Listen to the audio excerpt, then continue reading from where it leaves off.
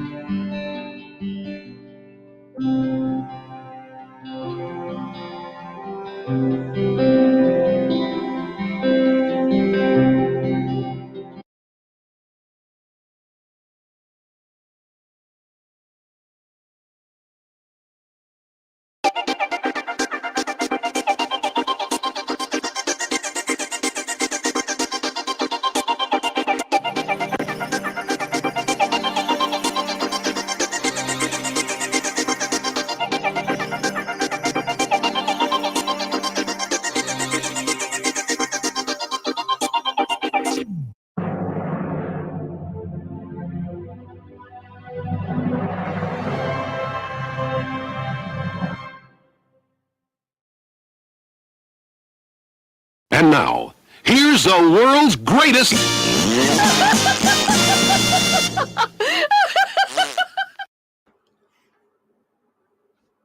Hey, hello, welcome and welcome.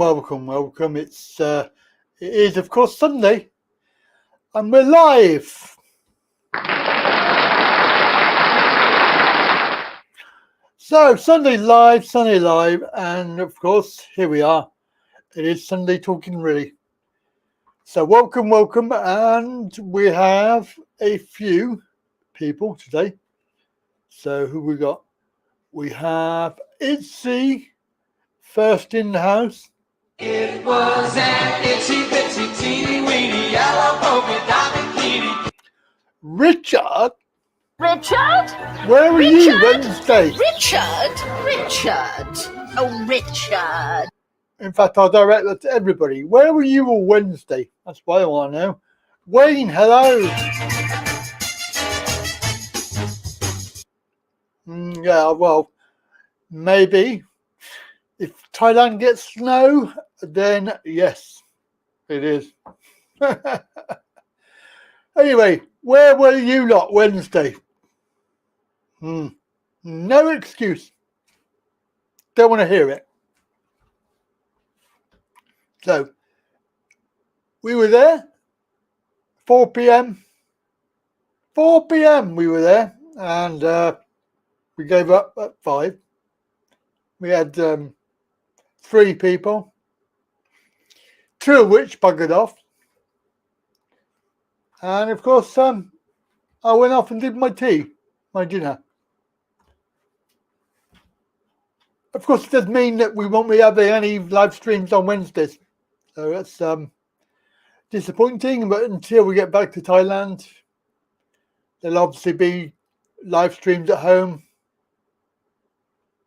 No, sorry, you got home and I'd gone early. I hadn't gone early. I'd gone on time. 4 p.m. we start, Richard. 4 p.m. we start. And as you well know, if we only get 2 or 3, then we stop early. There's not much point. I can sit here in my lounge and talk to myself. I don't need to sit in the office. Yeah, no, it was 5:15 actually. It was 5:15. Anyway, that's an hour and a quarter, where we had 3 people, and after 10 minutes, 2 of those buggered off. So we did have a couple of visitors. We had a couple of visitors from various people that normally pop in and then bugger off, like Bobby Crush. I could crush your grave. And of course, Jackie, she buggered off. She was there for 10 minutes and then buggered off. Hi, Jackie. Just talking about you. In fact, I wasn't just talking about you. I was talking about everybody. 3 people on Wednesday and 2 of them buggered off. So we ended it. We ended it at 5:15, I think it was. Tim, hello, Tim. The white cliffs of Dover. 1 phone call from Gary. That was Wednesday. 1 phone call. Yes, so there we go. That's Wednesday. We're on Sunday now. Sunday afternoon. It's 4 p.m. And we're going live. We're going live on YouTube, Twitch, Twitter, Odyssey, OurTube. So if you're on any of those, then please do call in. And we have a call. A caller all the way from Wayne. Hello. Hello. I want to talk about, I'm just turning this off in case, get a bit of feedback, about the Conservative Party strategy and what they're up to at the moment. Because to me, they're an open book. They are. Now, ever since Thatcher, their main philosophy has been privatisation, as we all know. But I don't think people are putting 2 and 2 together. Now, what happens is a certain percentage of the population, which I am not, they like the privatisation because it gives a economic boost. It lets a lot of the Conservative Party members buy shares in public utilities. And then basically it's economic growth, which is their primary aim. Now, so obviously we had BT, electric, gas. These are all different conservative governments, water. And in the end, they privatised nearly everything, rail, as we know. But the problem is, the last couple of terms, and especially this one, there's nothing else to privatise. Nothing left. So, now the big one, which they've always wanted to privatise, has been the NHS. Yes. Now, they've never really been able to do it before because the public still love it. But now they've got nothing to lose because they know they're going to lose the next election.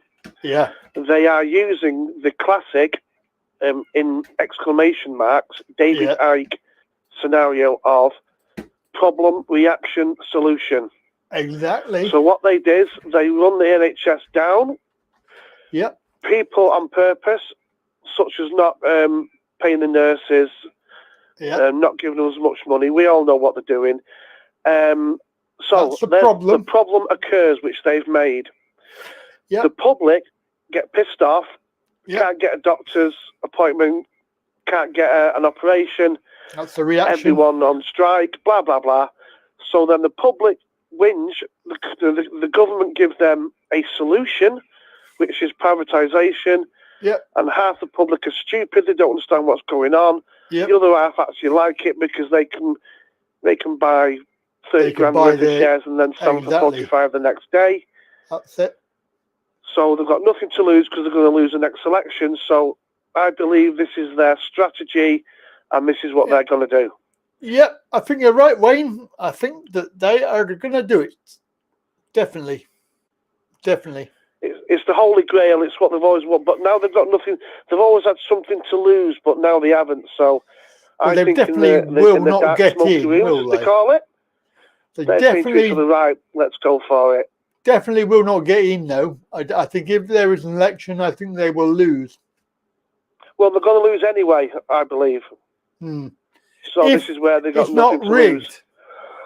If it's not rigged, don't forget, because it could be rigged, you know? Yeah, it could be rigged, yeah. Yeah, because we all know, I mean, they don't like to talk about it, but we know what happened in America. That's it. And then what they'll do, they'll privatise it, but they'll say that it'll still be the same. You won't notice any different, but it won't be. Yeah, the more money you pay, basically, the better treatment and the quicker treatment you're going to get. And they'll come out with all the usual crap, like we can put more investment in, we can buy all these wonderful machines, we can get the latest drugs.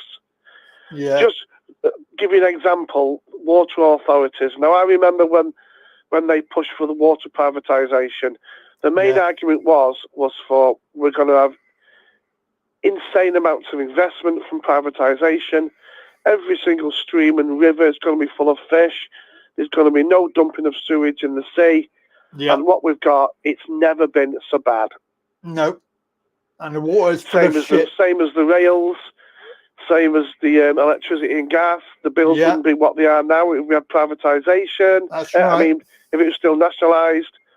So, but why do people fall for it over and over and over again? And they will do this time. They will fall for it. Yes, you're right. Definitely. Absolutely. So what about Zahawi and his, what is it, £66 to see the doctor?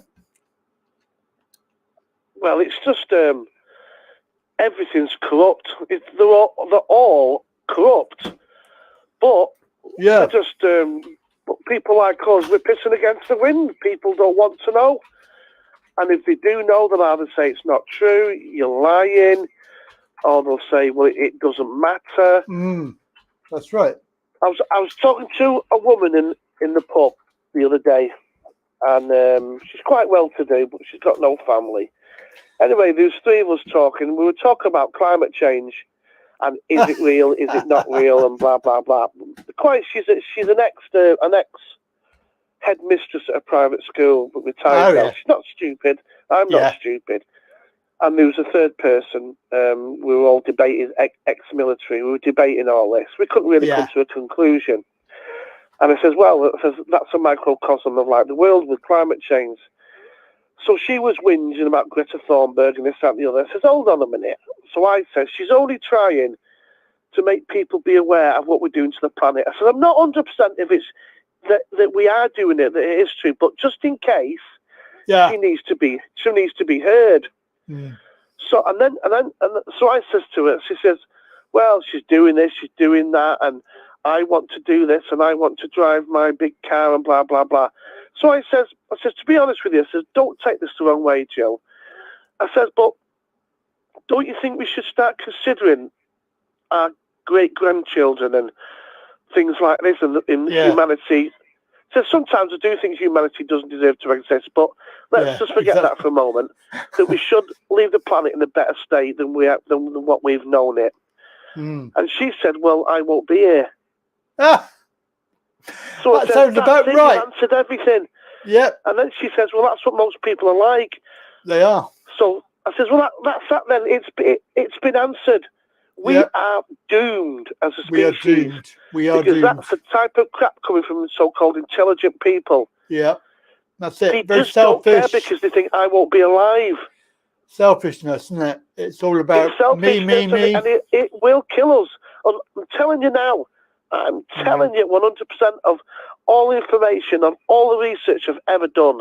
Yeah, In research about humanity, yeah, the state of humanity, how we think as a species, unless a godlike figure comes, or unless aliens, etc., something with power and wisdom to help us, we are 100% fucked. we are. We are, Wayne. You're right, mate. I think we need to get the aliens down quick. Get them the aliens down. down. Get them down, help us. We need something. Right, You're I right, have mate. to go, and then All as right. the conversation goes, I might try to get back in later. Yeah, you do that, mate. Thank you for phoning in. That's great to Cheers, hear mate. from you. Yep. Bye. Superbug, give us a call, quick. Going to keep the lines open for Superbug to call from our tube. Let me just say hello to Colonel Ward. Aye, Captain. It's Colonel Ward. Uncle John, my Uncle John. Hello. And Sarstein, hello. This is there should be Superbug, I believe. Is it Superbug? Yes, it is. Hello, my friend. Oh, you're on the TV at the same time. Oh, That's am a bit I? strange. Oh, that's great, fantastic. I I love put my it. headphones to one side. Brilliant. So nice to hear from you. Thank you for phoning in. No, my pleasure. You're on our tube, I believe. Is that right? Yeah. Yes. tube. Yeah, we don't get a Um, lot of people phoning in from there. Bit sad, really.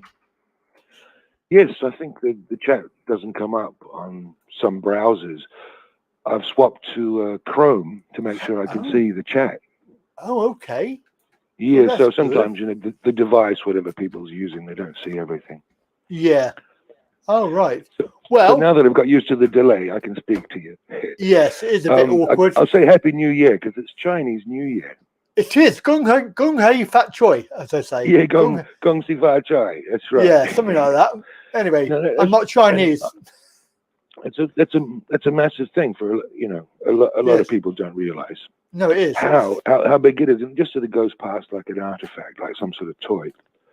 It does, But yes. it's crucial. Absolutely. A lot of subjects we could talk about, Andy.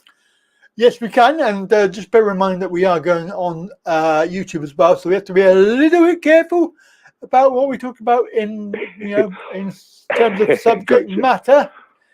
And so we're already So on one Happy New strike. Year, then. Yeah, we got one strike. So we don't want any more on Yeah. that. But yeah, we can talk about most things. We're okay. No, We're not too No, bad. and I'm a controversial chap. Yes.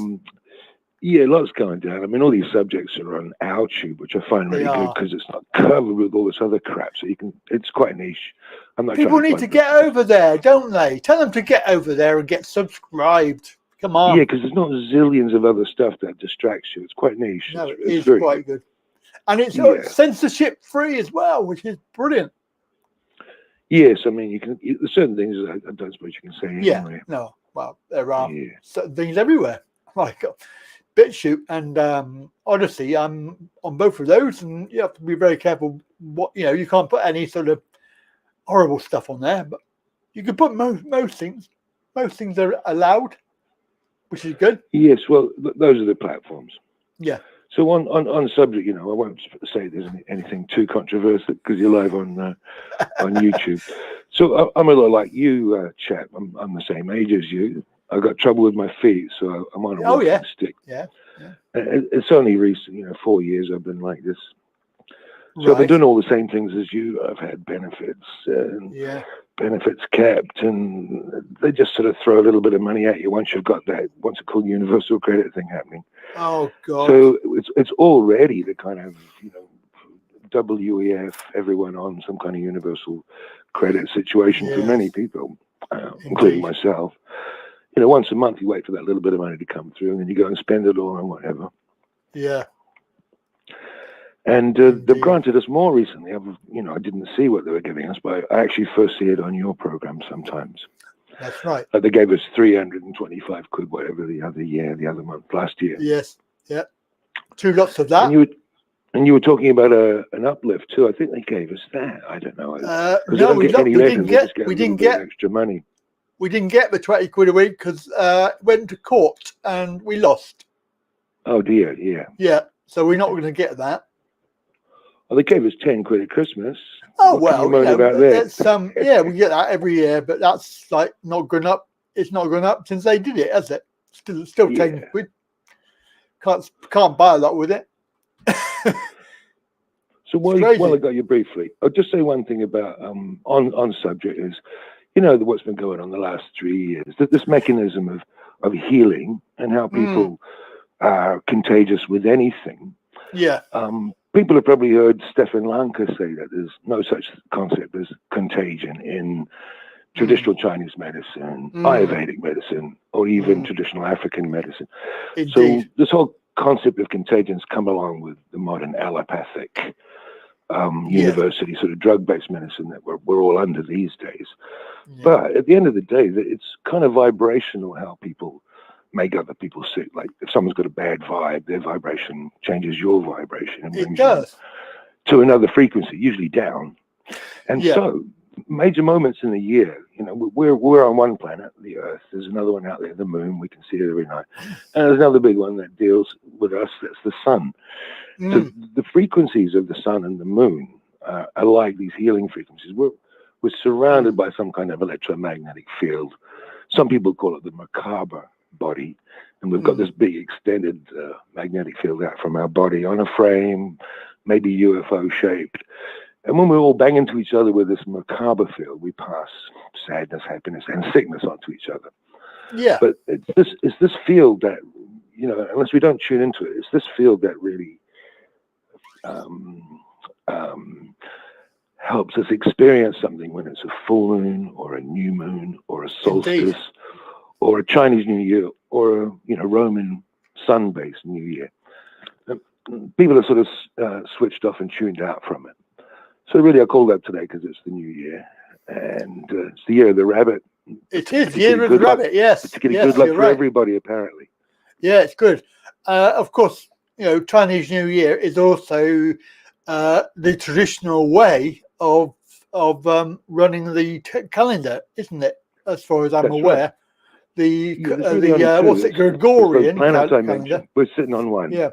Yeah, exactly. Look at the other two. So one calendar is moon-based, and the other calendar is sun-based. There's not much of a choice. No. So the Chinese, there's this thing about months. You know, the word month and moon and mood are all the same thing. But there's two ways to observe the moon. And the Roman calendar has 12 moons, and the Chinese calendar has 13 moons. 13. Kind of queer. Yeah. But it makes sense. It does. Apparently, it's because the old system was 28 days in a month, and it corresponds to the cycles of the planets, but also ladies have periods as well, which also corresponds to the 28-day cycle, and 13 a year. It's a nickname for the menstrual cycle too. As a woman says, I'm having my moon. Not in my part of England, but you know, I've heard it said in America. I'm having my moon. Exactly. Yeah. So obviously that system is how it was, but we've obviously got the Gregorian method. It's a mess up. It's been changed a couple of times. You know, the Egyptian one, there were 10 months, kind of easy because we've got 10 fingers. 10, yeah. And you can see that somewhere along the way, arrogant Roman emperors inserted their names into the calendar, which is July and August. Yeah. Julius and Augustus, or other Roman worshippers did it for them. extending the year to 12 months and pushing all of those wrongly named months into their place, like October's the 10th month. Yep. September's the, I don't know, December, which means 10, is the 12th month. So it's a bit of a mess up. It's a bit of a mess. It is, yeah. But the wider thing with the Chinese is they also have 12 roots or 12 branches, which are kind of like the 12 months or the zodiacal 12 disciples, blah, blah, blah. But they go over 12 years. So, you know, the Chinese animals, the rabbit for a year. Next year it's rooster or whatever. Not rooster, but it takes a whole year to change. Now, people think, oh, Chinese astrology is a load of crap, because how can everybody born within that same year have the same kind of personality? But there's much more to it. It's much more nuanced. Yeah, there is. There's a lot more to it. I don't know what animal I am. I don't know. I can't remember what. No, I don't know what animal I was born I know what under. animal you are, because you announced your birthday. Yes, you announced your birthday, I don't know, a year ago when you turned 60. Right. What am I? Well, I turned 60 a month after you. So you're an ox, brother. You're born in 61? Yep. You're an ox. Which is a solitary, hardworking, the most individual of all signs. Solitary and hardworking. Solitary and hardworking. That's me. Solitary and hardworking. Definitely. Definitely me. Well, I'm a little while after you, but I'm a different sign because I was born in the Southern Hemisphere. Ah. Yeah, I'm the opposite of the ox. I'm actually, even though I'm born the same moment, I'm born in the year of the sheep. Sheep? Oh. It's not all bad. Is that all bad? Oh, my God, that's terrible. Okay, bye. He's available for comedy. Yeah, he's available for comedy anytime. Boom, boom. Yeah. Brilliant stuff. So, yeah, people think about that. Vibrational healing. People get sick vibration. You cure yourself vibrationally as well. Actually, one last little thing to that. I ran this little audio recording. Sorry, you may speak. Could I just ask what your first name is? It's private, bro. All right. Superbug. Superbug. Superb. UGGG, if you like. Yeah. I just wondered, because I was going to tell you that I believe vibrational healing is real, because same as audio, like music type healing as well. Because I use a lot of that. I use a lot of the binaural beats, things like that. Brilliant. Yeah. Yeah, solfeggio frequencies. Yes. And shit. Yes. Yes. Yeah. Yes, I've not had much success with it, but I'm well tuned into frequencies because I'm a musician. And I did piano tuning for 4 years as well. I got so, I mean, quite nuanced. So that's really interesting, the way things are differently tuned. The last thing I was going to say was I heard it in a recording from Manly P. Hall at Christmas. It's an old speech he gave about the solstice and Christmas and stuff. And he said something very simple, which kind of connected with what I was trying to say there. And it was that every act which is spiritual is giving. And every act which is materialistic is taking. So, Happy New Year. That makes a lot of sense. It just was crystalline when I heard it. It does, yes. Yeah, that's brilliant. Fantastic. Thank you. I'll put the audio back on and watch you on the telly, man. Thank you very much. Voice on the phone. Cheers for calling in. That's very kind. No, peace and love. Kind regards. Yeah, peace and love. Cheers. Ciao. Bye. Superbug, thank you very much. That's he's watching on our tube. So hello to our tube people, and we're going live on Odyssey as well. Let's just say hello to Starlight. Hello to Starlight. Hello to Mr. Lakey. Oh, I hate you,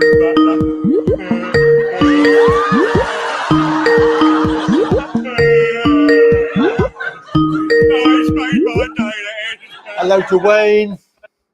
Hello? Hiya, Wayne. Hello. I wanted to speak to the gentleman who's talking. Oh, he's gone. Oh, is he gone? Oh, yeah. Oh, God. Sorry. If he's listening, tell him he needs to look at the Margate Shell. Margate Shell? What do they call it? Grotto. They found one in Scotland, and 13,000 years old. They've also found one in Margate, but as soon as they find them, they cover them up again. And basically, the caves, wonderful, beautiful caves, covered in shells on the outside with very strange pattern. Okay. And it's been found out what they are is, if you hum, the echo from the shells give a certain vibrational frequency. Wow. Which apparently can be used for healing, universal contact with the universe, all sorts of very wonderful and strange things. If you type in Google, the one in Scotland, they covered it up straight away. That one's really secret. But the one in Margate, I believe there's pictures of it on the internet, called the Margate Shell Grotto. It's absolutely amazing, about 13,000 years old. Wow, brilliant. I like that. They couldn't understand what it was for until someone went in there and someone was shouting to somebody. Yeah. And they, oh, this is a bit weird. Yeah. So they set up these different, I think what's the name went in there, a college, different sound systems, and they got to that certain frequency, and whoa, the whole place was humming. Wow, brilliant. Right, of course, just a little one. Yep, thank you, Wayne. All right, mate. Cheers. Bye. Hello, Mr. Alfie Bob.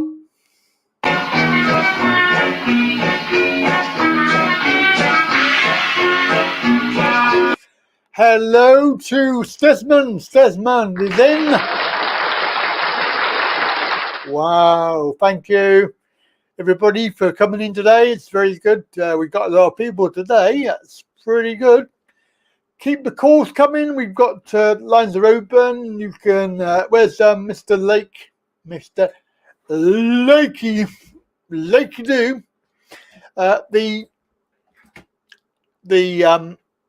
What's I going to say? The Streamyard is also available if you wish. We do have the chat window. Thumbs up. Yes. Quite right. Get the thumbs up. Whip it out good. Whip it. Whip it good.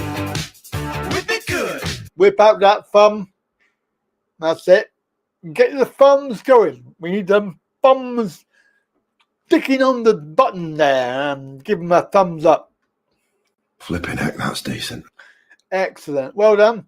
So don't know what October 1966 is, but I'm an ox, as they say. Yes, I have to go there. Margate. Interesting. Margate Shell Grotto. A long way for me to go, but might be worth it. What we got? Alfie Bob uses Egyptian calendar. What we got? Tory government are crooked. Crooked as a bloody crooked thing, yeah. Exactly. Hello. It is Keith. It is. How you doing? All right. Let's get rocked. Bad old pretty cat. And Yes, let me. Bad old pretty cat. Lemmy's in the house. He's sniffing the phone. Is he? Oh, hello, Lemmy. Meow. Meow, meow, meow. Meow. Meow. He wonders what's going on. Oh, excellent. Yeah. Were you in, was it Trowbridge or Trowbridge yesterday? Yes, I was there yesterday. Yeah, Truth Be Told it's called, isn't it? Yes. The name of it, yeah, all over the country. I was in, was Piers Corbyn there? No, I told you he was double booked last week, and he actually did in the end. I told them to contact him because he was double booked, and he went to London. He went to the London one instead. Yeah. Because I saw him. I shook hands with him. Oh, okay. Debbie Hicks. Yeah. We had Debbie Hicks. Oh, she's good. Yeah, Yeah, I like her. She talks about a cashless society, doesn't she? Yeah, I'm not being rude, but she was very loud, even on the microphone. It was like, Really? turn it down She's a got bit. a big Turn it booming down a voice, bit. has she? God, blimey. Yeah. So it was bloody freezing yesterday, I tell you what. Jesus, it was cold. It was cold. Like I said, I went down to London, saw speeches. Matt Letizia was speaking. He was good. Yeah. There's always people who've been injured by a certain thing, which I can't mention on YouTube. You know, who are speaking. Yeah. And was this the BBC? Oh yeah, it was outside the BBC, the Bullshit Broadcasting Corporation. The Bullshit Broadcasting. I think they blacked out their windows. They didn't want to look at it. Oh, did they? Oh, that's good. yeah. Bunch of dicks. So ignorant they are, you know. They are, yeah. They've got blood on their hands, they have. You're like me. Maybe you wonder if some of the staff in there, they actually realise what's going on. Yeah, I wouldn't be surprised. Yeah, no. They're too scared to speak out, I reckon. Yeah, because they're on loads of money, so they probably don't want to lose their jobs. Yeah. Of license fee payers' money. Yeah, that's it. They don't get from me, and probably not you. No, they don't get me. I'm not paying a single penny to them. Yeah, exactly. Bastard. Yeah, bastard. Bastard. Flipping heck. Bastard. Yeah, that's it. Oh, we like got leaflets and stuff. I've got the latest light paper. So was it just? Sorry. Was there a march as well, or was it just BBC and that was it? It's more of a commemoration, really. It wasn't like a protest, or there were placards there, but I went early. I didn't. There's a silent vigil march down to Downing Street, but I didn't go because I was getting back because I didn't get lights. I hadn't got lights on my bike. It was getting dark early, so I went away after that. Right. Speak. Oh, and Andrew Bridgen was there. I shook hands with him. Oh, wonderful! Oh, is he all right? Is he a nice chap? Yeah, he made a speech here. Yeah. Did he sound nice in person? Yeah, he's all right. Yeah, well, I didn't speak to him. I just said, "Oh, Andrew Bridgen," shook hands. You know. Yeah. Oh wow, that's wonderful. Brilliant. Yeah. And then I presume I saw something that they went to Downing Street and they were chucking flowers or something over the fence. Yeah, let's see. I think it's white roses or something like that. Yeah. I mean, I know Rishi Sunak isn't in Downing Street at the weekend, so and there except cleaning staff. Yeah. And probably that cat. And the cat, yeah. Yeah. The cat gets more attention than real people, doesn't it? Yeah. He should run the country. He should. Probably do a better job. Worst job in it. Yeah. I think we should have Lemmy in charge. Bad old putty cat. Yeah. Hey, Lemmy, do you want to go in charge? Yeah, he does. Meow. Meow. He's just looking at the phone. He's sitting on the windowsill. Oh, God. He's looking at the phone. He's probably saying, "Who's that idiot on there? Who's that idiot on there?" He doesn't realise he's a YouTube celebrity. Yeah, well, he is. He's famous. He's famous, yeah. He's a celebrity cat. Celebrity cat. Yeah. So you've had a good day. Yeah, I had a good day. So I didn't go out this morning. I was a bit knackered, you know. It sort of takes out me a bit. Yeah. But, you know, well, like I said, it wasn't really a demo. It's more a commemoration, you know. Yeah.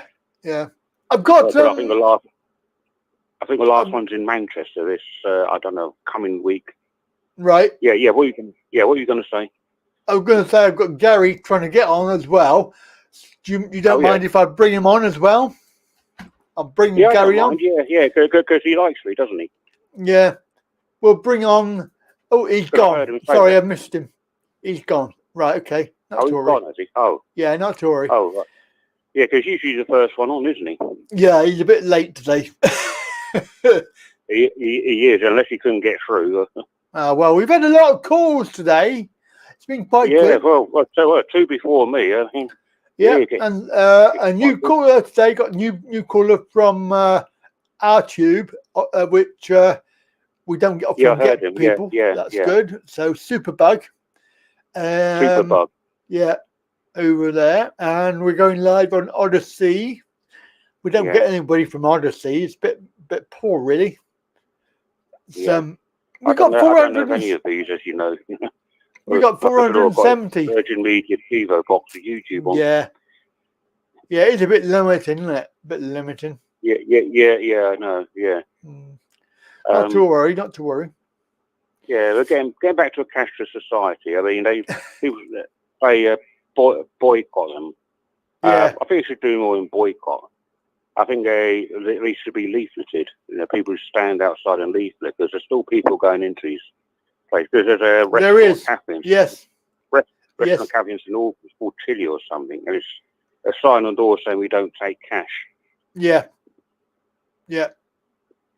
I went to a meeting on Thursday with a guy called Andy Barlow, and somebody asked the question about, is it legal to demand that people pay by card? And he came out with something which was quite shocking. He said, yes, they can do whatever they like. Shops can dictate how they want to be paid. So if they want to be paid in peanuts, then if you want their services, you have to pay peanuts. Yeah, that's a good idea. Yeah. Yep. You don't. That's a good one. Yeah. If you don't like it, I pay in peanuts. Yeah. Yeah. If you don't like it, then you just have to not frequent that shop. But it is perfectly legal for them to say, we don't want cash. But that's entirely up to them, because they're the ones that are making the contract with you.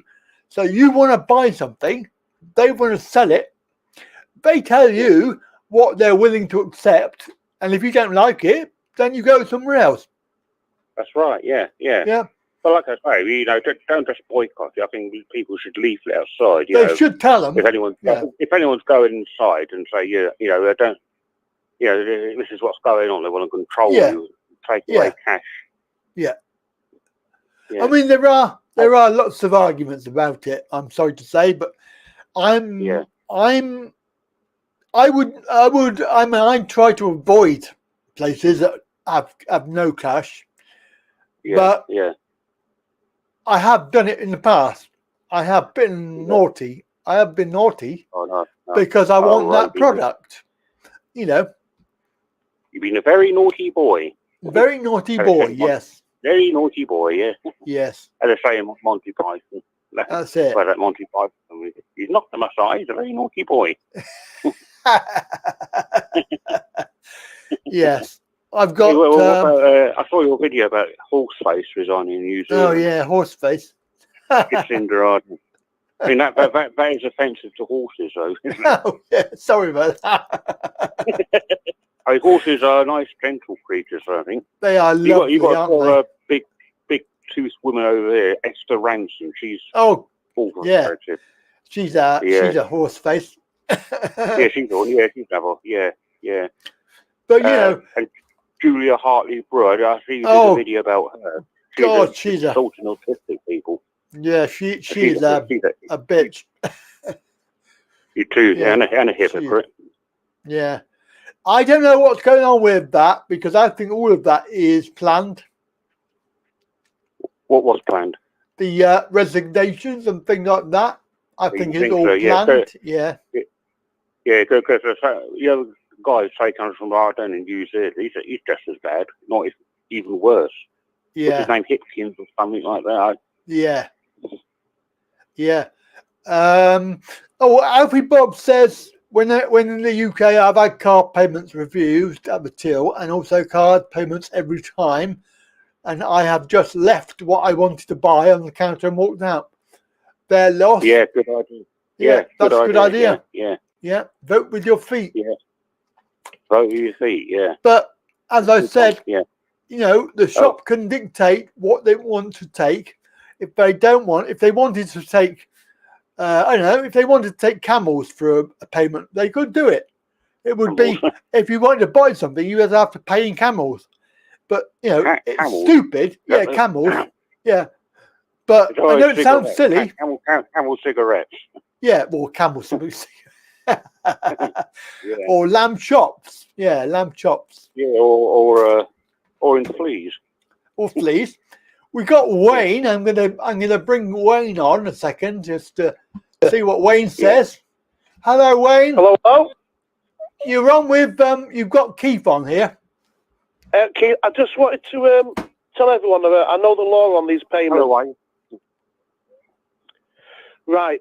Basically, it is correct what you said that they can refuse your cash payment. Yeah.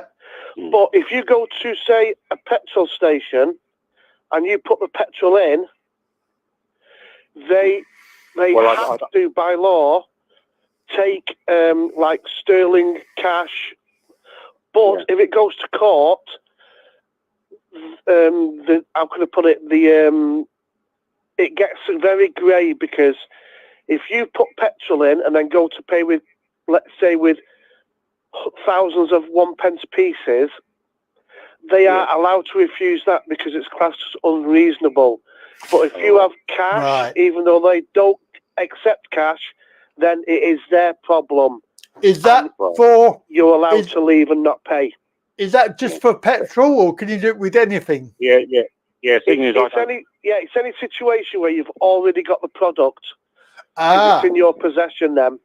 Okay. Now the other thing which is really naughty, my son, Haydock race course a couple of years ago, because I dropped him off. My son and his mate went to watch watch the Welsh Tom Jones in concert. Yeah. Now my son and his mate, my son had cash, his mate had a card.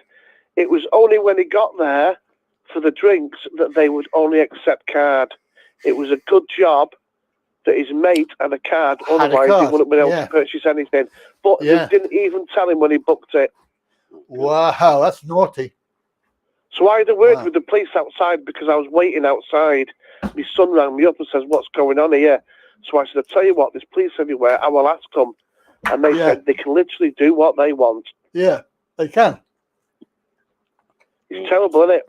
Yeah. Well, I don't drive, so the petrol one doesn't apply to me. So it doesn't affect I cycle, so. But yeah, what gets me is these. There seem to be less cashiers in supermarkets now. You have to go on to these bloody things. What are they called? Self-service. Yeah. God, have you been in the one in Co-op? It's so complicated. It's ridiculous. Well, there's a small co-op where I'm called in village called Batford. That's all right, because you've got people behind the till. But the larger co-op, it used to be called Summerfield. They're sort of very one or two on the till. There's about eight tills, 8 checkouts. There's only about 1 or 2 people. Oh. Yeah. Well, I think around our way, the Tesco one's easy, the Asda one's easy, the Sainsbury's is easy, but the Waitrose is not. The Co-op is really complicated. But I don't think there's anywhere sort of around our way that doesn't accept cash at the moment. No, but I have heard a lot of the banks. But I'll tell you what, there is something weird in the bank in Northwich, in the Barclays. When you go in there now, there's just loads of like very strange terminals, and you have to do everything on the screen, like online banking. Yeah. There's no one sort of like, they don't even have a customer service or a way of paying in money or anything. What bank is that? I haven't been into a bank for ages. I just get the money from the cash point. Yeah, they're all changing. They're going, especially Barclays, it's gone very strange. It's just like screens and chairs. But there's no actual place to like speak to anybody, or like the old-fashioned bank where you can hand money in and get money out and all that. It's all gone. Well, they're pissing me off with banks anyway. They're bloody shutting up past 3. It's like, what, we're in the 60s now? We've gone back in time. Yeah. Yeah, it's ridiculous. They closing at 3:30, opening at 9:30. God, damn I it. had an account with Co-op Bank. They closed their base in Northwich, and now the closest one now, 25 miles away in Crewe. I have to go there God. if I need to go to the bank. Well, I'm with the co-op. I mean, the nearest one to me is up the road in Luton. I think there's one in Watford. I don't know, but they're supposed to be the ethical bank. That's what they sell themselves as. Oh, Keith. Keith, yeah. I've got. I might be up in. I might be up in Luton soon. Oh yeah. I might be. I'm not sure yet, but up to the airport. Oh, to the airport. Yeah. Well, you're doing the airport. That's no good. That's no good. Well, no, they're doing an accessibility day up there. So I thought I might go there and make a video. Right, all right. Well, you're going to the airport to catch a plane. No. Oh.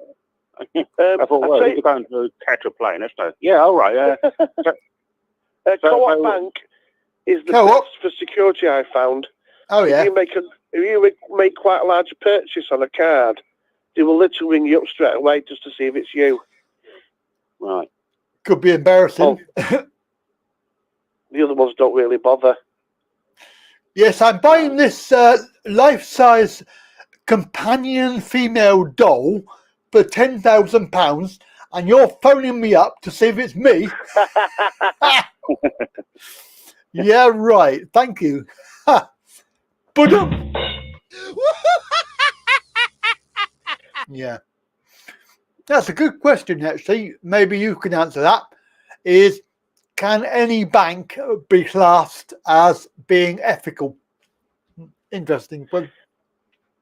Well, co-op used to be, but that fell aside about 10 years ago when the managing director got sacked for using money for drugs and rent boys. Hold on. Allegedly. Yeah. And then there was a lot of corruption when they, I think it was co-op. It was the connections with the co-op pharmacy when they bought Boots, and there was a lot of corruption going on then. Right. Then they had to split because it was all one group, but then they had to split. But they got rid of the ethical thing when the chief executive, it was about 10 years ago, I think he spent 50 million went missing, but then he used about 5 million on cocaine and rent boys. Oh my God. Allegedly, of course, allegedly. And the very strange thing was it was so corrupt that he never had no experience in banking when they gave him the job. So he was just there basically, probably as a face when all the dodgy stuff was going on in the background. Yeah, I didn't know Co-op brought out Boots, so I didn't know that. I know they brought out the Summerfield supermarket. Yeah, one time the co-op owned co-op pharmacy, and then co-op pharmacy bought Boots, but it all went to bollocks. And co-op pharmacy was losing so much money, it was pulling all the money from the bank, and then the bank had to do, you could say, very unethical dealings with countries and companies to make more money, so co-op pharmacy didn't go bust. Right. That's what was going on. Guys, we have Gary Lakey who wants to join us. Yeah, I better let him in. Oh. Yeah. More the merrier. Gary Lakey. Hello, mate. You're on 3 or 4 there now. Yeah, you're live with Wayne and Keith. The golfer and the man who goes on the Sunday afternoon outings or mornings. Yeah. How's everything, chaps? All right. I'm just watching the football. Man United's gone 1-0 up. I'll see that, Wayne. I just seen it just there as I took the dogs out. Yeah. Yeah. Well, this is exciting, isn't it? Exciting. They did a game, Andy. I had a relative down from Yeovil. I think I told you. Yeah, you did. Yeah. So I had a little problem with the car coming back, sort of going up. So I had to come slowly, but I think it's just a fuel filter and he's changing it. The fuel's not getting through, you're accelerating, it cuts out a little bit. He'll sort it out on Tuesday. Well, I was at the protest thingy yesterday, and on the way there, we passed by the local Thai takeaway restaurant, and it was shut because somebody had crashed the car into it. Oh. Yeah. Just a little information for anyone who's got a mobility vehicle. Oh, yeah. The wife ordered hers in May, and it's still not here yet. I knew you were going to say that, Wayne, because my brother-in-law's got the same problem. So I asked to speak to the people high up at Motability, and says, why don't you allow people to order cars before literally a couple of weeks before your time's up? So, because you must know now that it takes so much longer, but they won't have it. Apparently it's an 8-month list. I don't know how correct that is. Well, if let's say your Motability up, let's say on the 1st of June, I don't think they allow you to order it. I think it's about a month before. Yes, knowing that it's going to take at least 8 or 9 months, if not longer. So I don't see the sense in that, but they won't change it. No. Pretty bad, really. I have heard that. My brother-in-law's got the same problem. Let me tell you this, so let me tell everyone this so they know.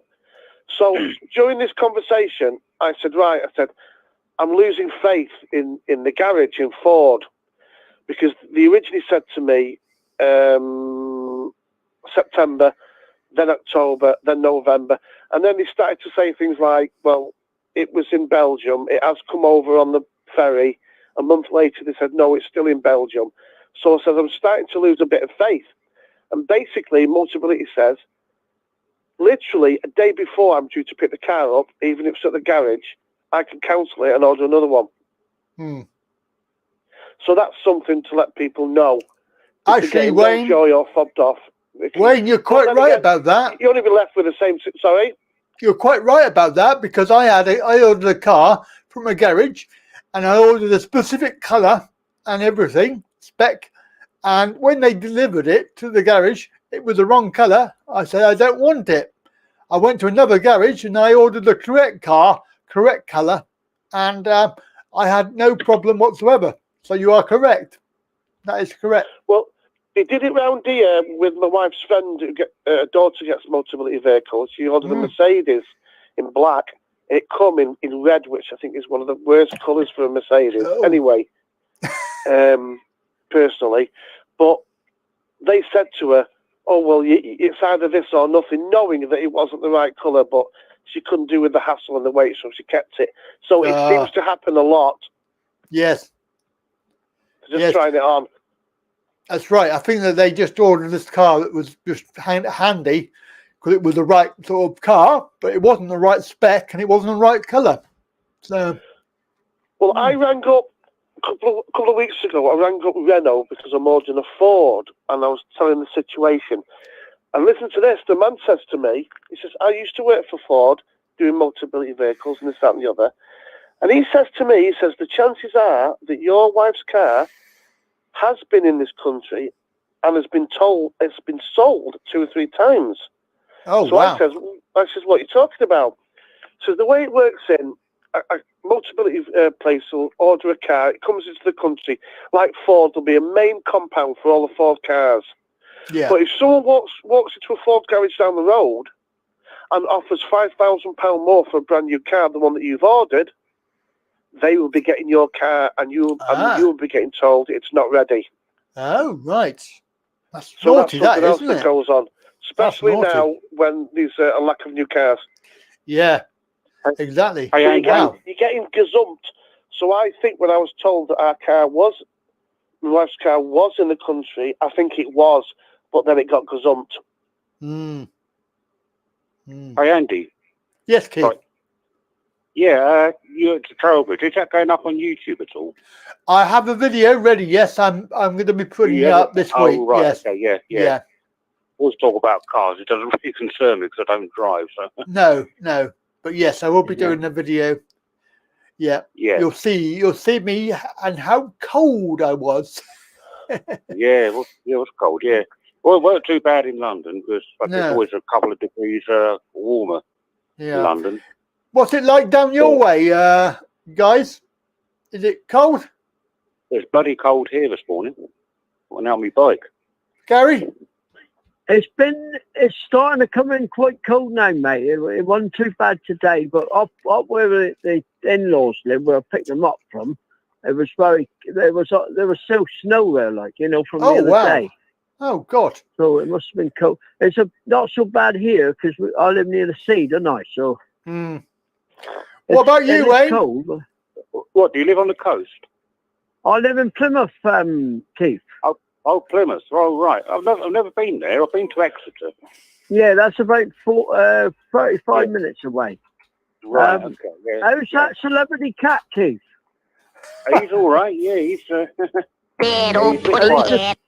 Yeah. He's a celebrity on here now, mate, I'll tell you. Yeah, he's a YouTube celebrity, he is. Yeah. Without a doubt, mate. He's a cat's whiskers, he is, yeah.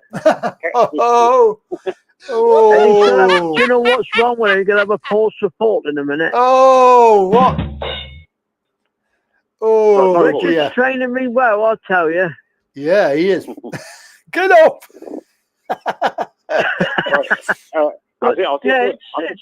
It's a bit colder now, Andy. It's coming in colder now, mate.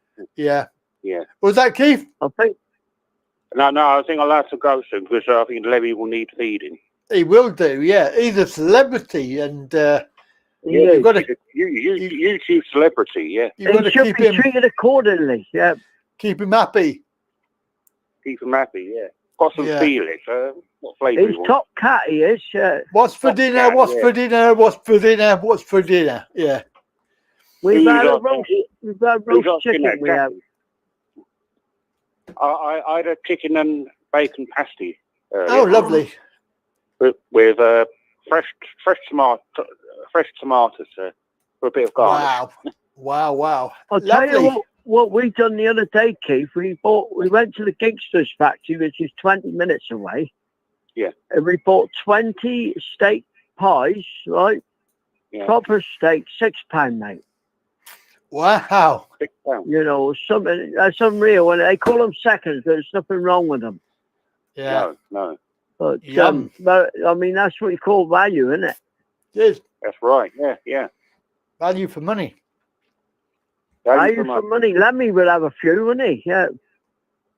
Old Lemmy, yeah. He likes the cooked chicken I get from Iceland. You know, it's sort of cold chicken. He likes that. You can smell it a mile away. Oh. he likes to eat liquid yogurt. You know, the yogurt, take the lid off the yogurt. There's always yogurt on the back. He likes to lick that as well. Really? A weird cat. Yeah. No, he likes it. Well, he's a celebrity cat, Andy. He likes nothing for the best, the old mate. Yeah. Yeah. He eats better than I. He eats better food than I do. Well, he is a celebrity cat. He's not a celebrity chef. He's a celebrity cat. Celebrity cat. Yeah. Listen, Andy, I'm going to let you go, mate. I'll get off and I'll ring you again. All right. Okay, no problem, Gary. But it is nice that you're busy, Andy. That's good. It is busy today. Yeah, we're doing well. Yeah, good. Doing well. After the other night, like, you know. Yeah, after that. Yeah, so. Never mind.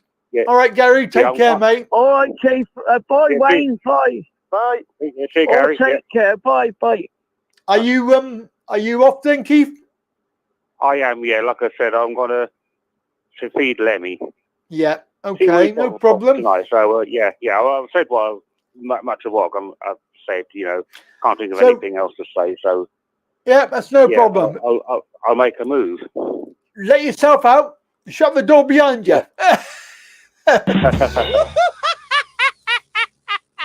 So it will be. We'll see you next week, Keith. Yeah, see you next week. Yeah. All right. See you next week. Yeah, take care, mate. Yeah, see if I can get another guest on, like, you know, we've got Wayne. We've still got Wayne here. He's hanging on to the line. Yeah. We're going to have a... Yeah, but he's not... No, but he's not a guest. He's a caller, though, isn't he? Oh, yeah. Sorry, yeah. No, I'm working on that. Okay. Yeah, I'm working on that. Speak to you next week. All right, take care, mate. You know, and you. Bye then. Bye. All right, bye. Wayne. Yep. Were you aware that what they call it QFS, Quantum Finance System? Apparently, that is running in parallel, it's an alternative. It's an alternative financial system to what we've currently got, which is a fiat system, and the QFS is based upon assets, so gold, silver, fuel like oil. It's actually backed by products that are worth money. So apparently it's been running for a year. I didn't know that. Is that the one that I think that's the one that the BRICS countries introduced. I don't know, but for sure. But I do know that. Because do you know we got Russia, China, Iran, India, a number of countries, and to get away from the dollar, what they've done is they want to trade. They are going to have a new currency, but they're also going to call the BRICS, but they also have been trading with each other with this new. I think it's this system, but rather than have just fiat and just pissing about, that they can mess about with interest rates and print money. It's so they can each BRICS country can appreciate each other's wealth and understand the worth of their trade. Yes. What they've done is, like you said, they're on this new system. Their currency is based on what they've got. Russia have got a lot of gold. Yeah. China have got a lot of gold, and they've got all the minerals, and India and blah blah blah. So it's what it is. It's like going back to before 1973, 71, when the gold standard left. Yep. So it's going back to that with either gold, silver, or heavy metals, special metals. Yeah. But having a up-to-date digital way of doing it. Yes, that's right. That's correct. And I didn't know that HSBC and also Barclays are already QFS ready. So they're two banks that will be running this new system. Yeah, well, did you know that HSBC and Barclays, especially HSBC, have been the banks that have been fined the most from countries such as the US, International Monetary Fund, etc. So they've got a bit of a bitch on anyway. So they are always HSBC is very corrupt. Actually, they don't really care. They'll take drug money and all sorts. Russian allegedly, international atomic bloody stuff being traded. They'll take anything, but they will be on it because they want to be a part of the new paradigm, which is Russia and China's currency, BRICS. Yeah. Which in the end, when the dollar collapses, which it will, because it's not based on anything, it's only based on war. Yeah, it's based on paper. We'll go back to a proper currency that can actually be backed by something. Well, we used to have it. Not just bullying. That's right. We used to have it. It used to be gold based. You'd be able to go. Remember, it says on the actual banknote that you can go into your bank and get actually something for it.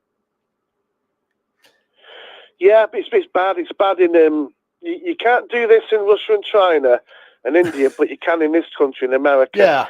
Yeah. You can have £1 million and go down the bank and buy £1 million worth of gold. Yeah. You can also say, I want to buy that £1 million. I want physical gold in blocks, but you keep the gold for me. Yeah? Yep. They will say, but did you know by law, the bank only has to have 1/100th of the physical gold that they're selling you. It is quite low. I know that. No, it's 1/100th. Yep. So unless you have it delivered, they don't actually have that gold. No, it's only a promissory note that you end up with. Yeah. America had 600 tons of German gold, and 10, 12 years ago they asked for it back. They've had about 40 tons back because there's none there. Oh dear. Yeah, which is why we have trouble. If we want to get money out, you go to your bank and say, I want my money out, and they say, oh no, we haven't got it. We can't do it. Sorry. Don't believe anything you hear about Russia. Did you know Russia have got the strongest currency over the last 4 months in the world? They have got absolutely, well, I couldn't really describe it to you. The amount of gold is ridiculous. They've been buying it for the last 20, 30 years, and China has as well. It's us in America that have got nothing, and that's why we're such a awful foreign policies of war and bullying. It's because deep down we haven't got anything. We don't produce anything. Yeah, we are just bullies. We just want to bully the playground. Take it from everybody else. We haven't even got anything to bully anymore. No. Did you know we've only got 40 tanks? Yeah. We were an absolute joke. Yeah, We've got 40 tanks in this country. It's crazy. Absolutely. You wouldn't believe it. No, I would. That's the thing, I would. You could put the whole military in a football stadium, the amount of people, and that's Navy, Army, the lot of them. Yeah, we are a joke. Absolutely. Because what we do is everything in this country has been creamed off to give tax breaks or to make the 1% more wealthy. Exactly. And at least years ago, they'd have the sense to keep the NHS pretty good and the police and the military, but they've even pulled it away from them. Indeed. And the idiots still vote them in. You couldn't make it up.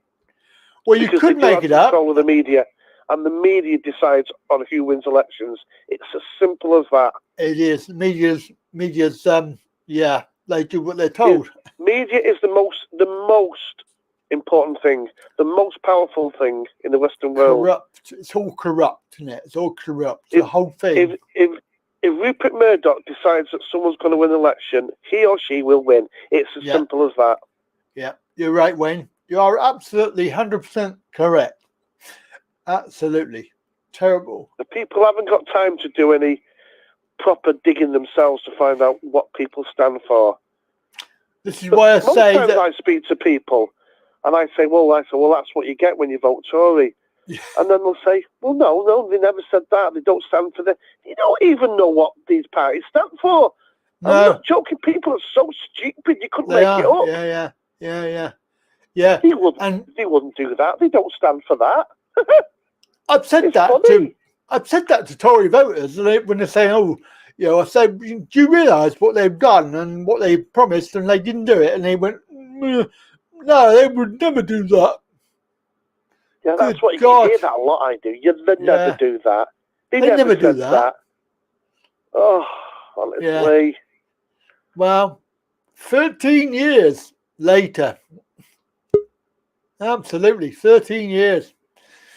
There was a lad in the pub last week, and he was quite well to do, really, but he was whinging about his mum is bad with Alzheimer's and she's near to death and can't get a doctor, and she's in this home, and then now she's getting pushed out of this home because the finance is not right, or because they haven't got the care plan to look after her, and he's whinging at the NHS and the care system, and he's been hardcore conservative for years, even a member of the Conservative Party.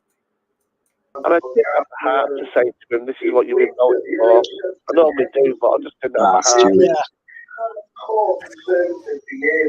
Hi, Wayne. Hi, you, Alfie. Wayne. Wayne's on the phone line. Got a bit of a feedback thing going on.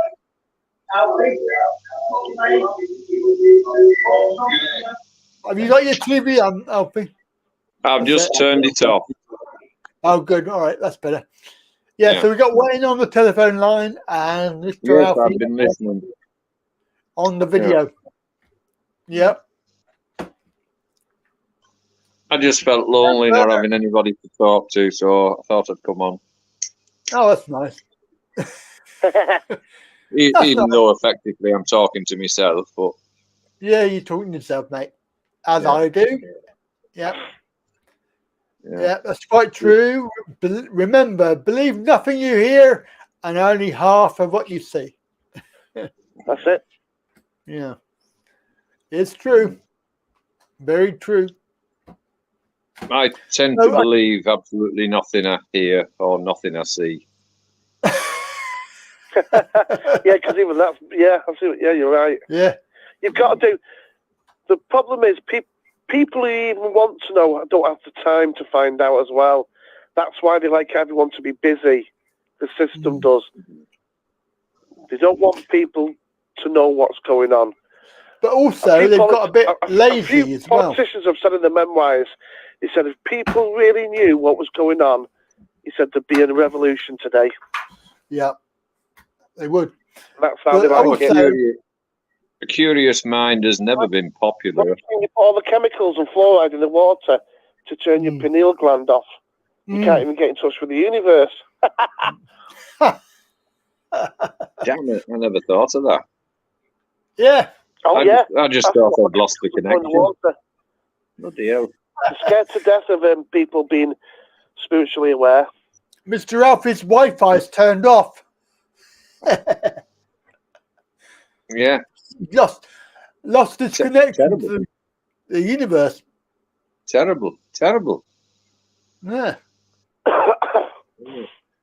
Have you done any of the like the audio healing stuff, like the binaural beats and solfeggio music tracks? Because I find them very useful. They calm you down.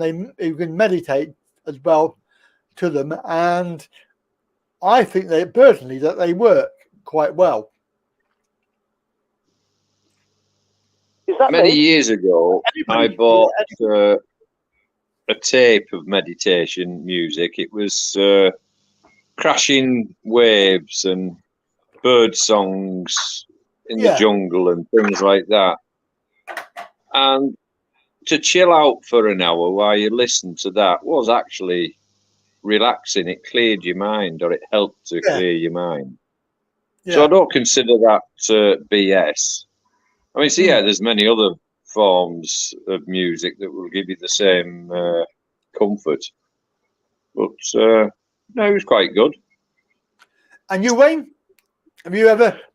My sort of experience with anything like that is when I've been on spiritual courses.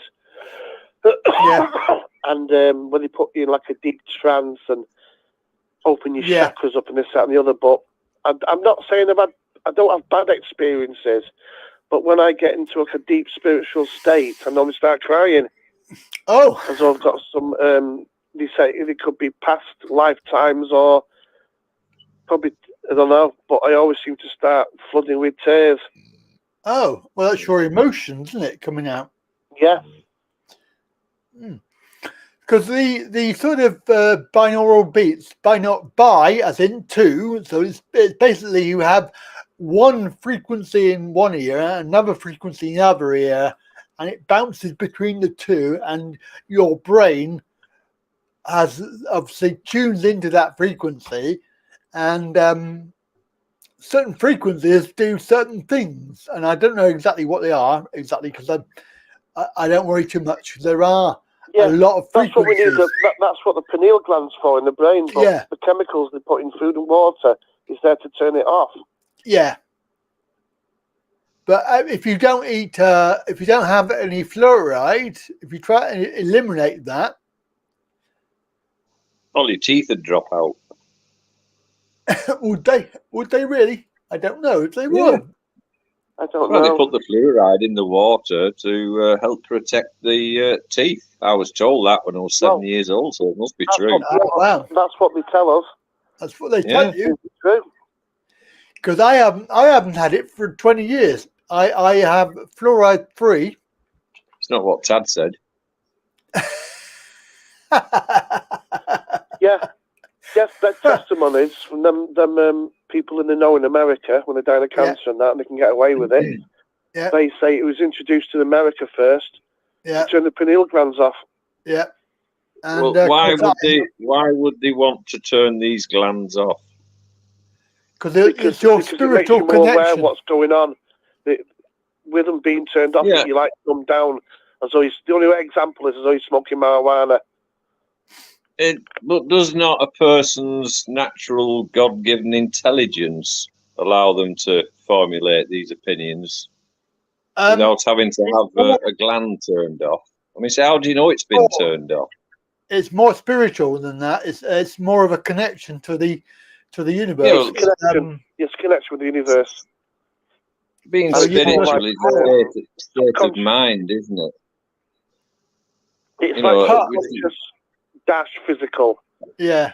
It's because at the end of the day, I know we are spiritual creatures, but we're also first and foremost physical. So we need certain physical things like the brain to be able to communicate. And if parts of the brain are switched off, we can't gain other options and other knowledge. Because you're not using your whole brain. Well, some people are not using the whole brain anyway, but as I say, they reckon you only use about 9% as it is anyway at the brain. You don't use much of it.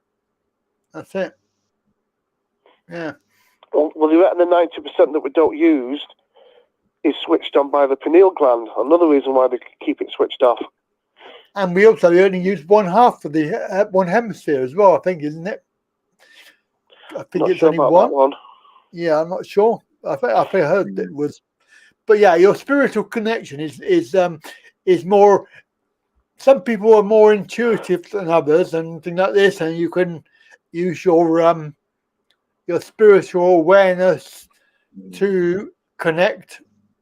I consider myself to be extremely intuitive. Thousands of years, so everything they do, they know exactly what they're doing. Yeah. I mean, the whole point is not to dumb you down, control you, dumb us down. Yeah. But yeah, I've not had fluoride for at least 20 odd years. Ooh. Yeah. My cats are fine, Jackie. All hibernating and getting fat. And getting fat. So. Oh, very interesting, that. Right, I'm going to go start some tea off. I'm starving. I'll see you later. Starving Marvin. Okay, Wayne. Cheers, mate. Cheers, mate. Bye. That's Wayne. And we've got Mr. Alfie on the video.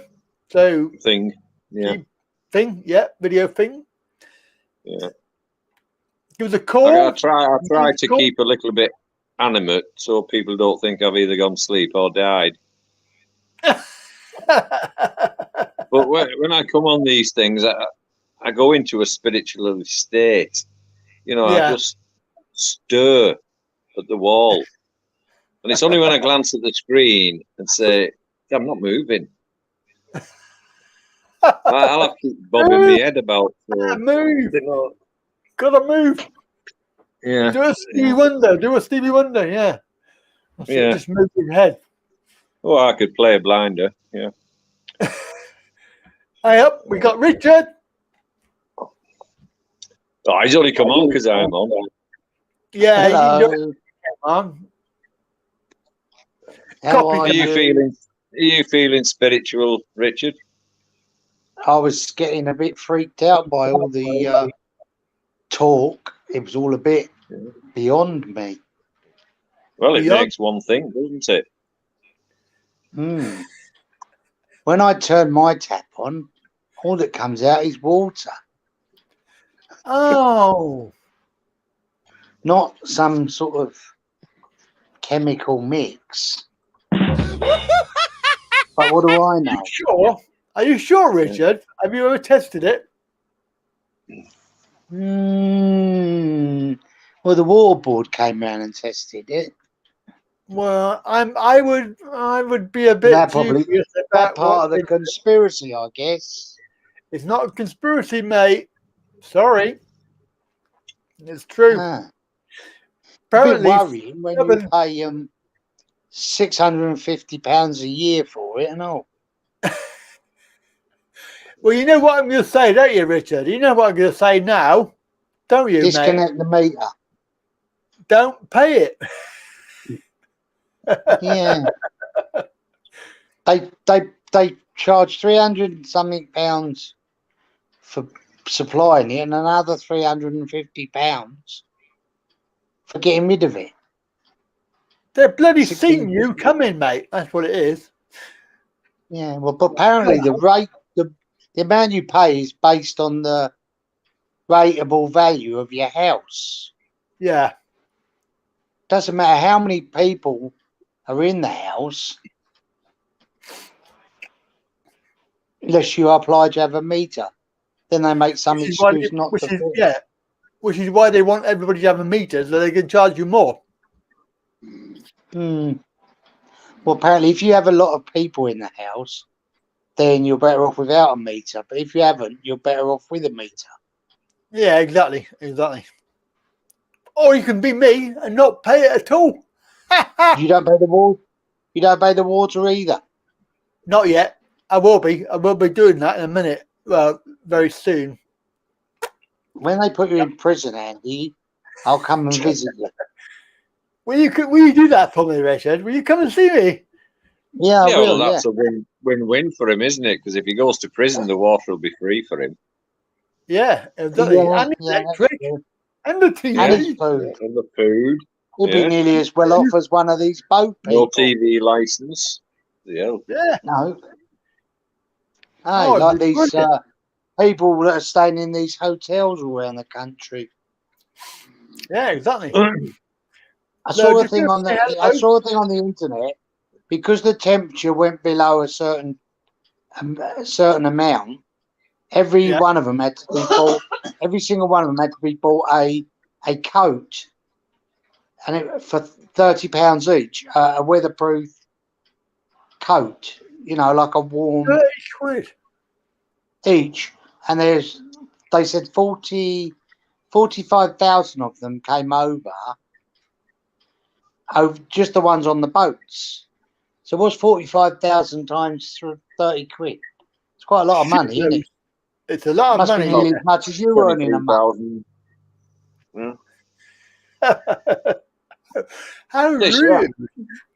I mean, I firmly believe in giving sanctuary for genuine asylum seekers that will, without any arguments, be either imprisoned, persecuted, or executed in their own country. But all the other hangers-on who come over here because they still believe the streets are paved in gold, they should be just put on a bloody big container and sent back from wherever they come. There was big furore on the internet earlier today on YouTube, again to do with like these people staying in hotels and the government spending all this money on it.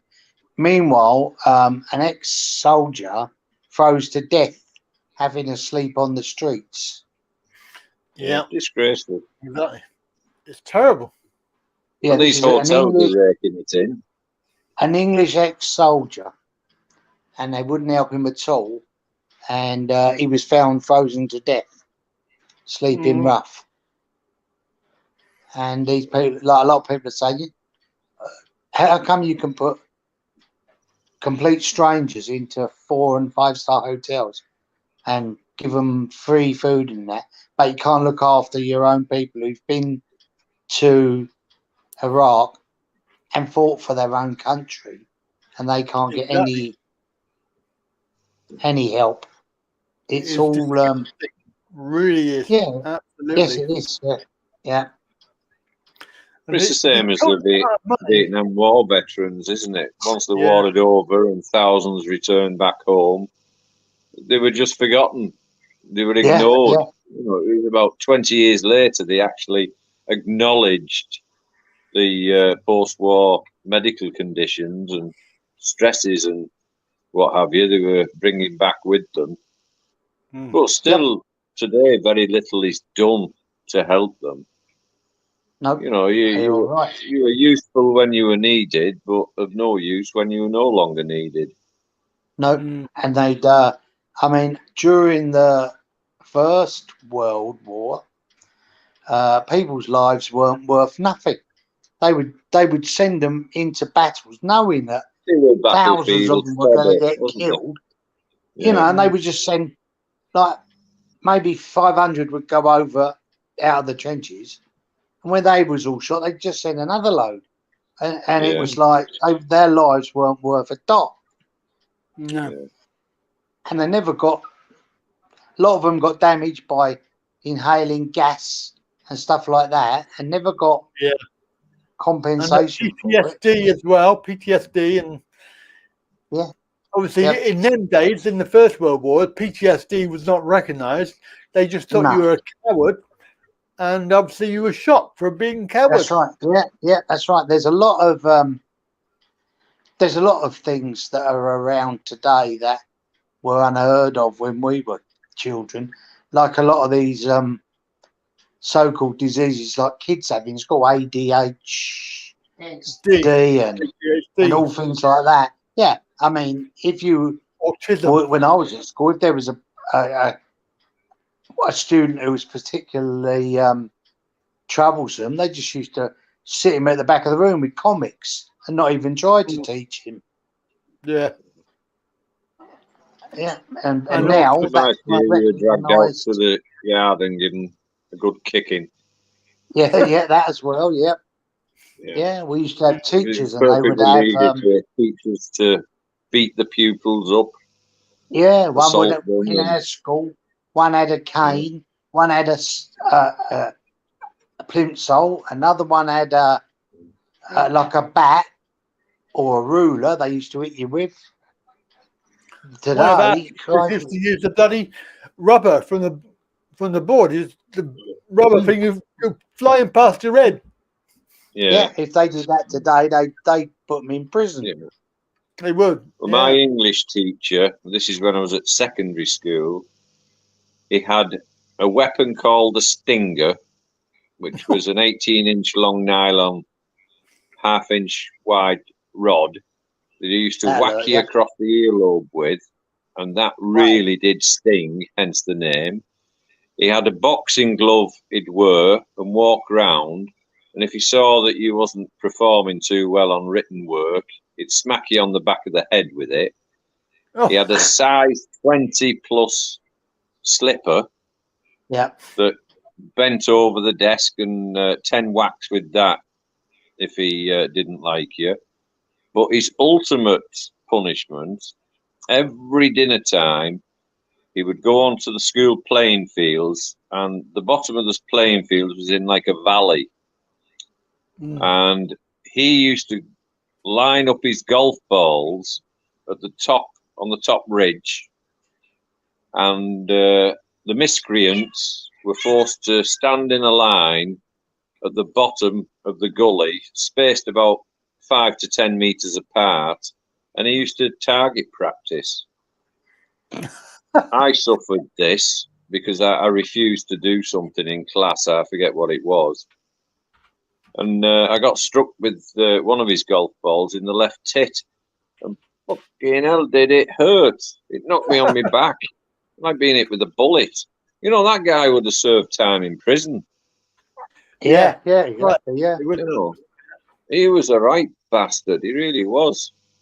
Well, but we had a Polish maths teacher, and he hated the English, obviously, because of the war. And I told my dad one day, we've got a Polish maths teacher. So he went on about the war. He says, yeah, the Polish tanks, it was the only tank ever made with 16 reverse gears and 1 forward. I didn't quite understand that at the time. So one day, the conversation got onto mechanics of a car, which was well above all our heads. So I said, my dad says that all Polish cars only have reverse gears. God, bloody hell. My ass didn't stay on the... I was sent to the office for the stick in the book. Wow. And I got 12 whacks across the hand with the stick. Wow. And boy, did he make every one count. Oh. And I saw no rhyme or reason to this. You know, I was just asking a question or making a statement. So I told the old chap when I got home, and my hand was still red and puffy. Boy, next morning, who comes to the door of the maths class? Only the old chap. He took time off work. And because the old chap was a big bloke, like, and he wouldn't take any shit off anybody then. Nah. And boy, he held him up against the throat, against the blackboard. And he said, "You ever touch any kid in here like that again, and it will be World War III," you know, and just threw him into the corner and walk out. All cheering, yay, yay. They didn't know he was my father. It was just this interloper that had come into the classroom. But God, I was the dog's bollocks at the playtime, break time, when I told him to do job. Fucking hell. Oh, dear. But he was really nasty, that guy. But he did get sacked about 3 months later. Well, what shocked me is these people that they've been finding in the Met Police and other high positions. Yes, that's right. I mean, some of them have been in the Met Police 10, 20 years, and they've all just suddenly discovered that they're kidney fiddlers. Yeah, that's it. I don't want to say too much on YouTube because you know what they're like. Kiddly fiddlers. Kiddly fiddlers. What's a kiddly fiddler? Yeah, but isn't that type of person in all walks of life and all professions? I see one of them hanging himself. You don't expect them to be within the police, but no, that's right. Not for 20 years in the police. Not going into very high positions in that. Yeah, but they're supposed to have checked them, haven't they? That was the big thing about it. They were supposed to have checked. Yeah, they think they're untouchable the higher they are. Mm. You know, they think they're exempt from anybody discovering the wily ways. But the truth always comes out eventually. It's just a shame you have to wait so long. Same as Jimmy Savile. Yeah, exactly. Same with him. You know, I used to admire that bloke every time he was on television. I used to enjoy Gary Glitter as a pop artist. Yeah. You know, and you see the true side of them, like, and not only do you feel disgust towards them, but you feel a slight disgust towards yourself for enjoying the entertainment they provided. You know, but with Jimmy Savile, I can't believe how the BBC let him get away with it for so long, because so many people knew about it. Because he was an icon, especially when he was made Sir Jimmy. You know, he's a BBC making a lot of money. You know, making a lot of money for charity, but at the same time, he was behaving terribly. Yeah, Richard, let's remember that a lot of people called him out, and they were saying, but they were silenced by everybody. They were silenced by the BBC. Yeah, I saw John Lydon, Johnny Rotten. John Lydon. He tried to call him out, and they ignored him. That's right. So a lot of people have been calling people out, but they just get ignored. Yeah. And as it turned out, he was right. Yeah. I don't know if it's true, but I read on it was either the internet or one of the last newspapers I did read about 20 years ago or so, that the family actually had his coffin encased in concrete. Yes, I saw a follow-up to it, Alfie. And they took all his headstone and that away, but they can't get his coffin and that out of the ground because, like you say, it's set at 45 degrees, and it's set in a big concrete block. So they've just I can get it out with a JCB. Well, apparently it weighs a lot. Drop it on the floor a couple of times, it's doing crack. Mm. Yeah. I'm going to have to go. My phone's running out of battery, Andy and Alfie. Oh, no. All right. I'll have to go and find the lead. Yeah, could be worse, Richard. It might be the pacemaker. Could be me running out of power. Shame you're not going to be on Wednesdays anymore, Andy. But oh, dear, isn't it sad? It is. It is. Never mind. Oh, I'll call back later. All right, no problem. I'll see you, Richard. Up, mate. Yeah. It is a very, very sad world. Yeah, and it's getting sadder by the day, isn't it? Mm-hmm. Yep. Concerning all aspects of life. We're only on week 3 as well, which is really annoying of this year. We're only on week 3, and it seems like we've done 6 months already. Feels like it. I have to say, it's gone quick for me, the January. Yeah. It's gone quick, but it feels like we've done 6 months worth of stuff. Stuff that's come out. Yeah, all the stuff that's come out in the news, or the various news stories and everything else, and it's just crazy. Crazy. I think you can quite easily be overdosed with news items. You know, as I say, I don't read newspapers, but I watch the news and track a bit on the internet when I'm bored. And there's no happy times. Everything's talking about death and destruction. You know, there's nothing nice to listen to. Yeah, that's it. It is. It's very depressing. It is. Yeah. You know, and you see a bit of bad news. I mean, say the conflict in Ukraine is an everyday bad news. And, you know, you get the likes of Germany, who should know better by now, are holding back on giving them the Tiger II tanks. There could be a turning point and end the misery of thousands of people.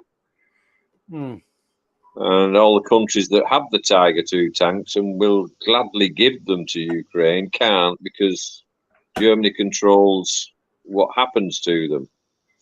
We say, why drag your heels over that? Surely their own history tells them that it's far better to end the conflict quicker than slowly. You know, are they just trying to make a point? Yeah, well, I don't know. Difficult to say, isn't it, really? I know you have to understand the politics of these things, which I don't. I just see and watch and hear the news and formulate my own opinion. But that's just one example. But it's all floods, and been another mass killing in America today, and they're still arguing that no, we should keep the right to own assault rifles, blah, blah, blah. Oh, God. Famine. Half of Afghanistan is close to starvation. There's only 1 in 10 people getting sufficient food to survive each day. God, terrible, isn't it? You know, floods, fires, deaths in snowstorms. God, you know, and I keep looking at the news and there must be something nice going to pop up. You know, but there never is. Yeah. Yeah, it is. When you say it like that, it is very, very depressing. There's no good news, but there is. I mean, you have to keep positive. You really do. Well, I do live by a positive attitude. I always have done. But you can't ignore the doom and gloom aspect of life, because it's part of your life now. Whether you live here in Egypt or in the UK or in any other country that's suffering economical collapse. You know, it becomes part of your everyday life. You can't turn around, ignore it and pretend it's going to go away. I hope it will. It won't. It just gets worse the next day and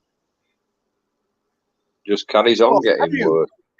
I'll tell you what, there is something going on in Thailand, because the cost of hire cars has doubled. Hire cars, I don't believe. Why is hire cars doubled? It's crazy. I can't get a car for less than 700 quid. Whereas before I was paying like 350. But like how can I say this? Do you think it's because of your what do you call it? Disability? Does that sort of thing go on a higher record? So what I'm trying to say is it just you that's being given higher figures, or is it across the board higher figure for anybody able-bodied or? Yeah, it's everybody. Blah blah blah. I got Tad to inquire from her end, and it came out the same price. You're beginning to put answers to the question now. She's probably asked for a fucking Rolls Royce or a Mercedes. No, it was definitely the same car. Definitely Honda City, which is what I had last time. But it's coming out 700 quid. Right. Crazy. Sounds a bit funny, doesn't it? I said to her, obviously you can understand on basic daily needs increasing, but prices of higher cars, and it seems that all the companies are all doing the same price as well, so you can't even go to another company like Avis or Thai Car Rental or whatever budget. They're all charging the same price.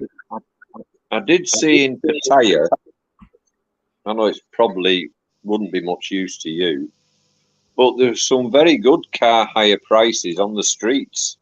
You see this vehicle for hire, inquire. Yeah. And from what I could see, they were averaging between 15 and 20,000 for a 30-day hire. Yeah. There was a nice white saloon parked up next to where they hire a load of motorbikes on Cyber Cow. It said for hire 19,500 per month. And it looked a brand new car, a nice white saloon. I've no idea what make it was. Yeah. But if you look around and stay away from the main dealers, you probably get a good deal. Yeah, it's crazy. It's just I don't understand why suddenly everything's doubled. It's like, I mean, you can't blame you can blame it, but you can't really blame the exchange rate because it isn't much more than what it was before. It's about the same, 39, 40, 41. So it's about the same, but the euro dropped quite a bit. I think 2 days ago it was 34.8, and usually it's 36 to 37.5. It's been as high as 38.5. Yeah. So I get a double whammy with the stupid exchange rates here to buy euros, and when I get them to Thailand, I get even less for them at the moment, and I can't see it changing in the next 2 weeks. Well, that pound was 39 the other week. I thought, that's gone down, really gone down a lot. I was getting 41, 42 before. Yeah, it was 39.8 yesterday. Yeah.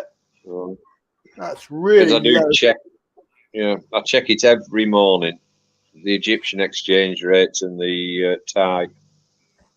Not that it does me any good. It just gives me that little bit of time where I can F and blind at the bloody phone screen, and that'll be two tigers less tonight.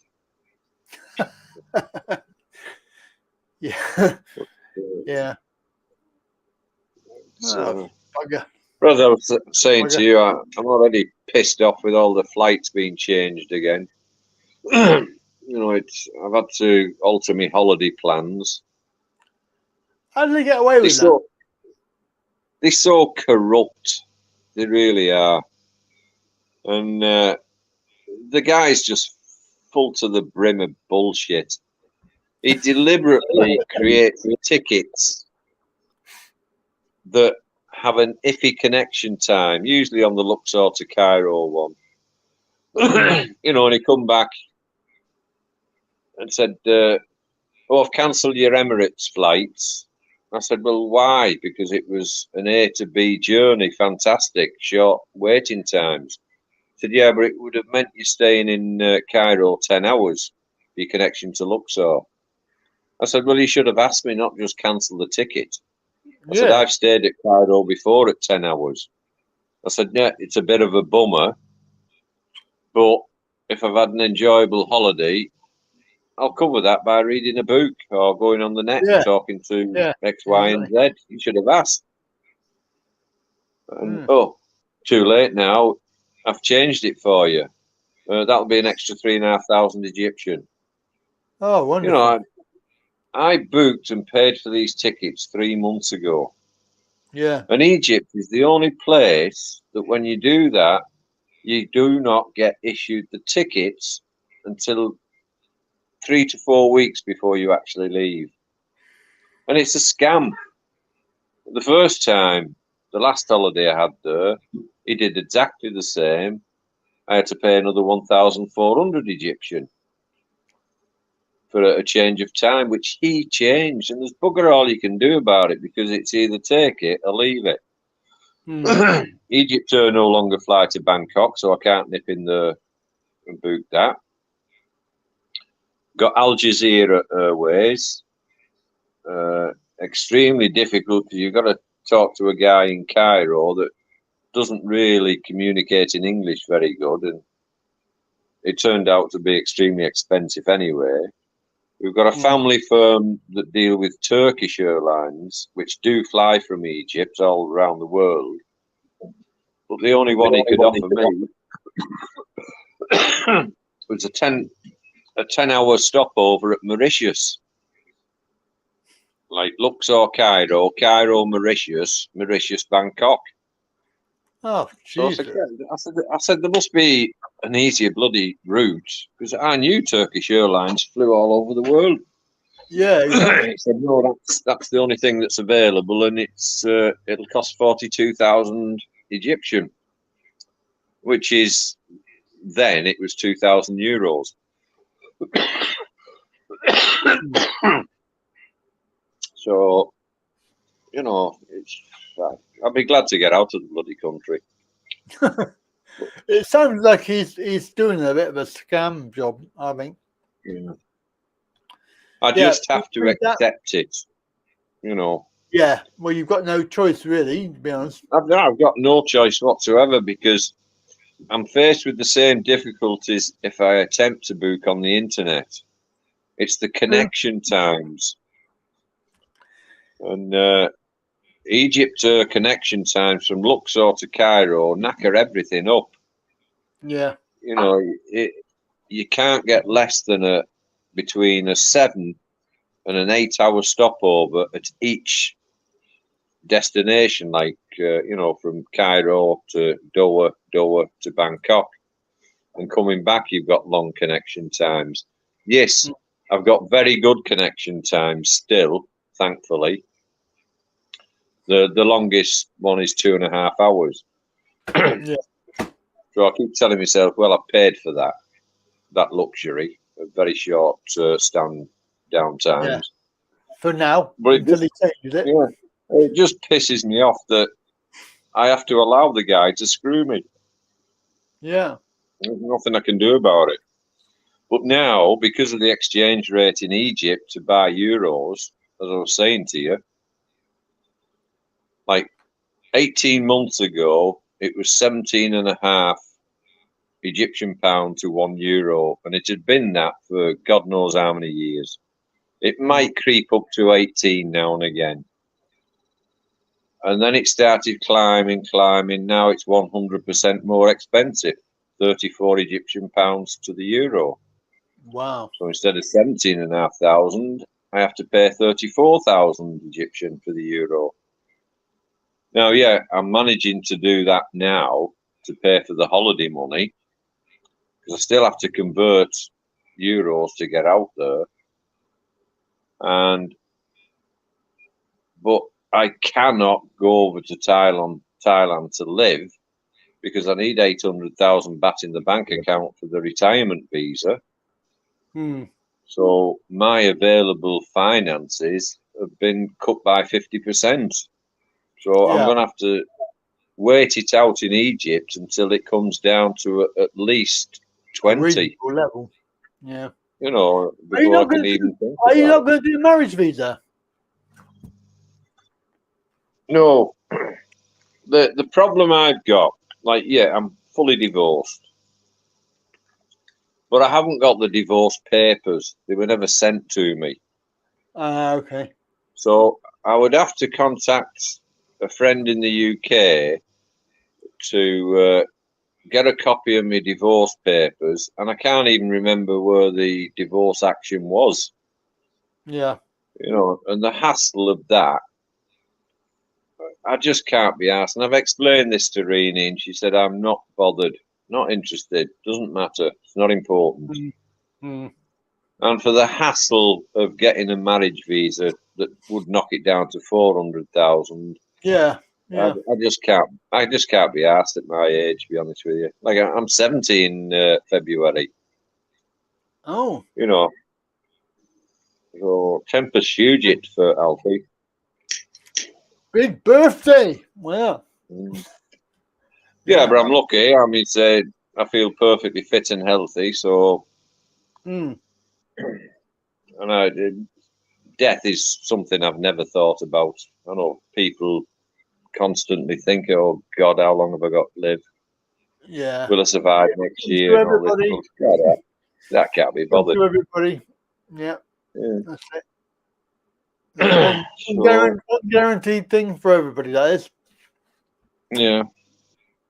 It's the only thing everybody's got in common, as they say, isn't it? Birth and death. That's it. Yeah. Doesn't matter how poor you are, how rich you are. When your number's up, your number's up. When your time is up, goodbye. So, but I'm looking forward to getting out of this country. It's freezing cold. Coldest winter we've had for a long time here. I'm shocked by that. I just cannot understand how a hot country can be cold like that. It's really strange. Well, I've got a lot of desert over the mountain across the river from me, and it's sub-zero there at night, and all that cold air gets pushed over the mountains and hits Upper Egypt.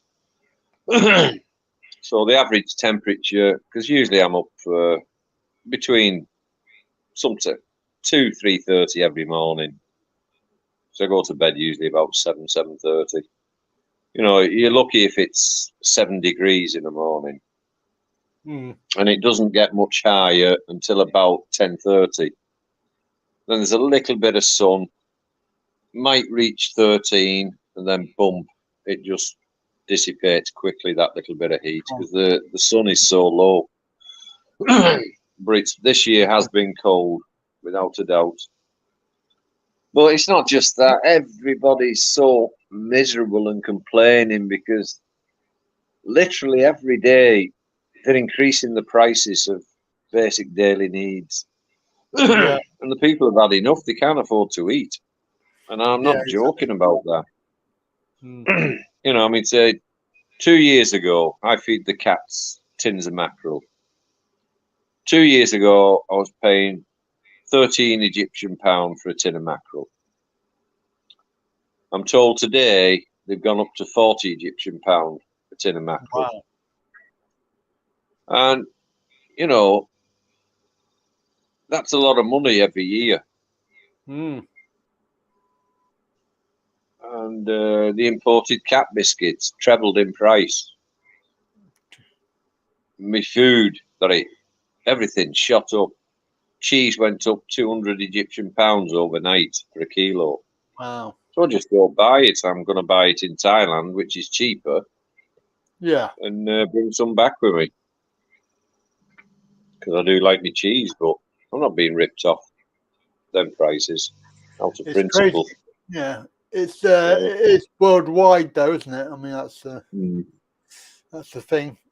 It's worldwide. Yeah, but why? why? I mean, so they blame everything on the pandemic. I think it's just a piss poor excuse of making more money on commodities. Yeah. You know, yeah. The big industries, wholesalers, suppliers, they are now reaping the benefits of the pandemic. And those plebs on the streets are suffering for it because of greed. Greed, that's the word. You know, there's only a certain amount of reasonable excuses you can use towards higher prices. But everything is pandemic related now. Everything that affects your life today that didn't affect your life yesterday, it's because of the pandemic. We just got to live with it, grin and bear it. It's a good excuse. Good excuse for people to make loads of money at your behest. Exactly. Yeah. But what can you do about it? Nothing. Not a lot. Like it or lump it. Well, you either buy it or you don't. That's why I appreciate people protesting and going on these marches for various topics and protesting about this, that, and the other. But at the end of the day, they're just wasting the time, effort, and breath because nothing ever gets changed. You know, protesting against anything is nothing new. They've been doing it for a few thousand years in history. Yeah, exactly. Yeah. And nothing ever came to fruition. And people say, well, if you don't protest, they don't hear your voice, and you've no chance of seeing change. But you never see change anyway. They hear your voices, but they're deaf to it. So I just don't believe in wasting my time. And, you know, I'll have a moan here now, but I'll never have a moan on the street because it's a waste of time. I think this government isn't exactly approachable to protest about things. Well, no, because they're making it illegal. That's why. They don't want you to protest. No. They don't want to hear it. Yeah. But I talk quite regular to friends in the UK and telling me how really chronic everything is now there, right across the board. Everything's just rocketing in price. So yeah, it's tough for everybody everywhere. I'm just going to answer a question about paying for my rail tickets. I pay them on my card because it's my business account, and there's a record of I can't draw out cash. I don't pay with cash on my business. It's paid for a card. There's a record of transaction. That's mainly why. Also, it's very easy. I don't have to draw out cash on that account, but I do have cash for my personal account. So I have cash and I pay cash, but my business account, I don't pay. I don't generally pay cash. That's the answer to that question.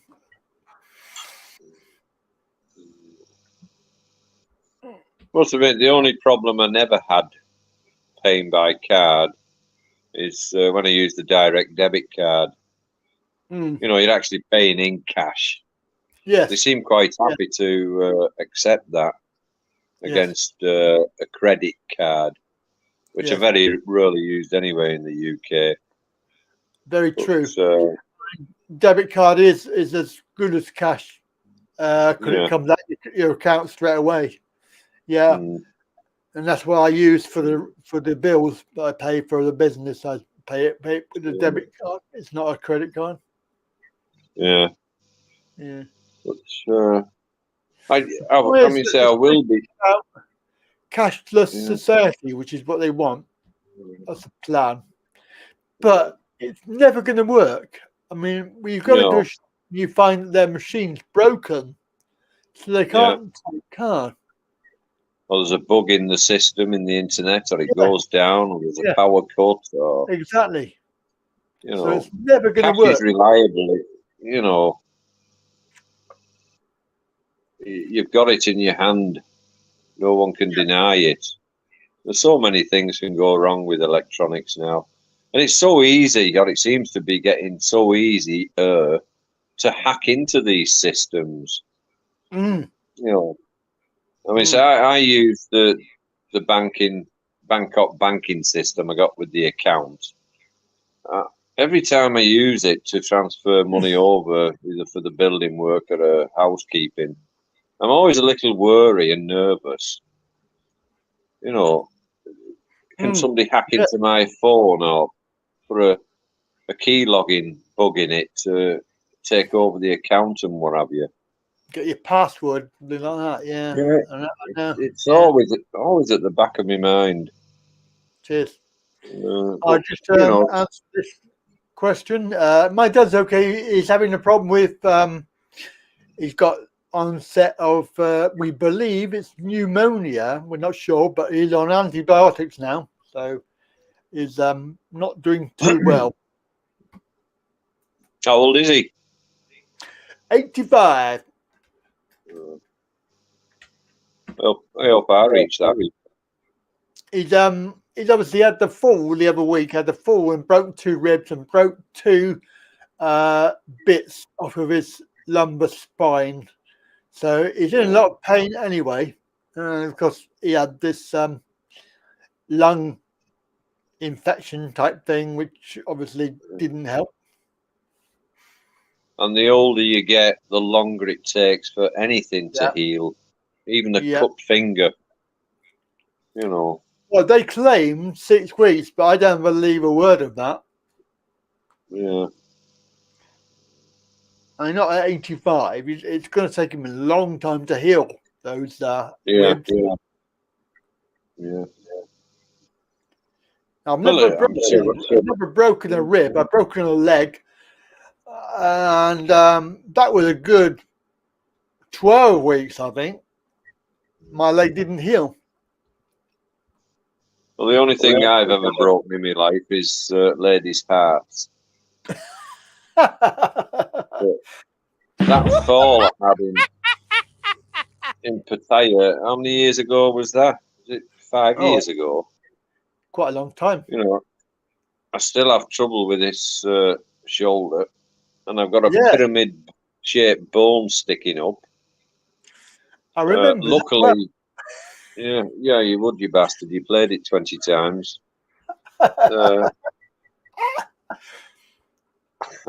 I'm still able to do whatever I need to do with my right arm, you know, work-wise and that. Yeah. But now and again it clicks. And luckily cold weather doesn't affect it. But that's the only accident I've had. You know, that's damaged a bit of the body sort of thing. Yeah. So I suppose I'm lucky. But that will never heal up. You know, it's that was a bad fall. That was a really bad fall. It certainly was. I wouldn't like to relive it.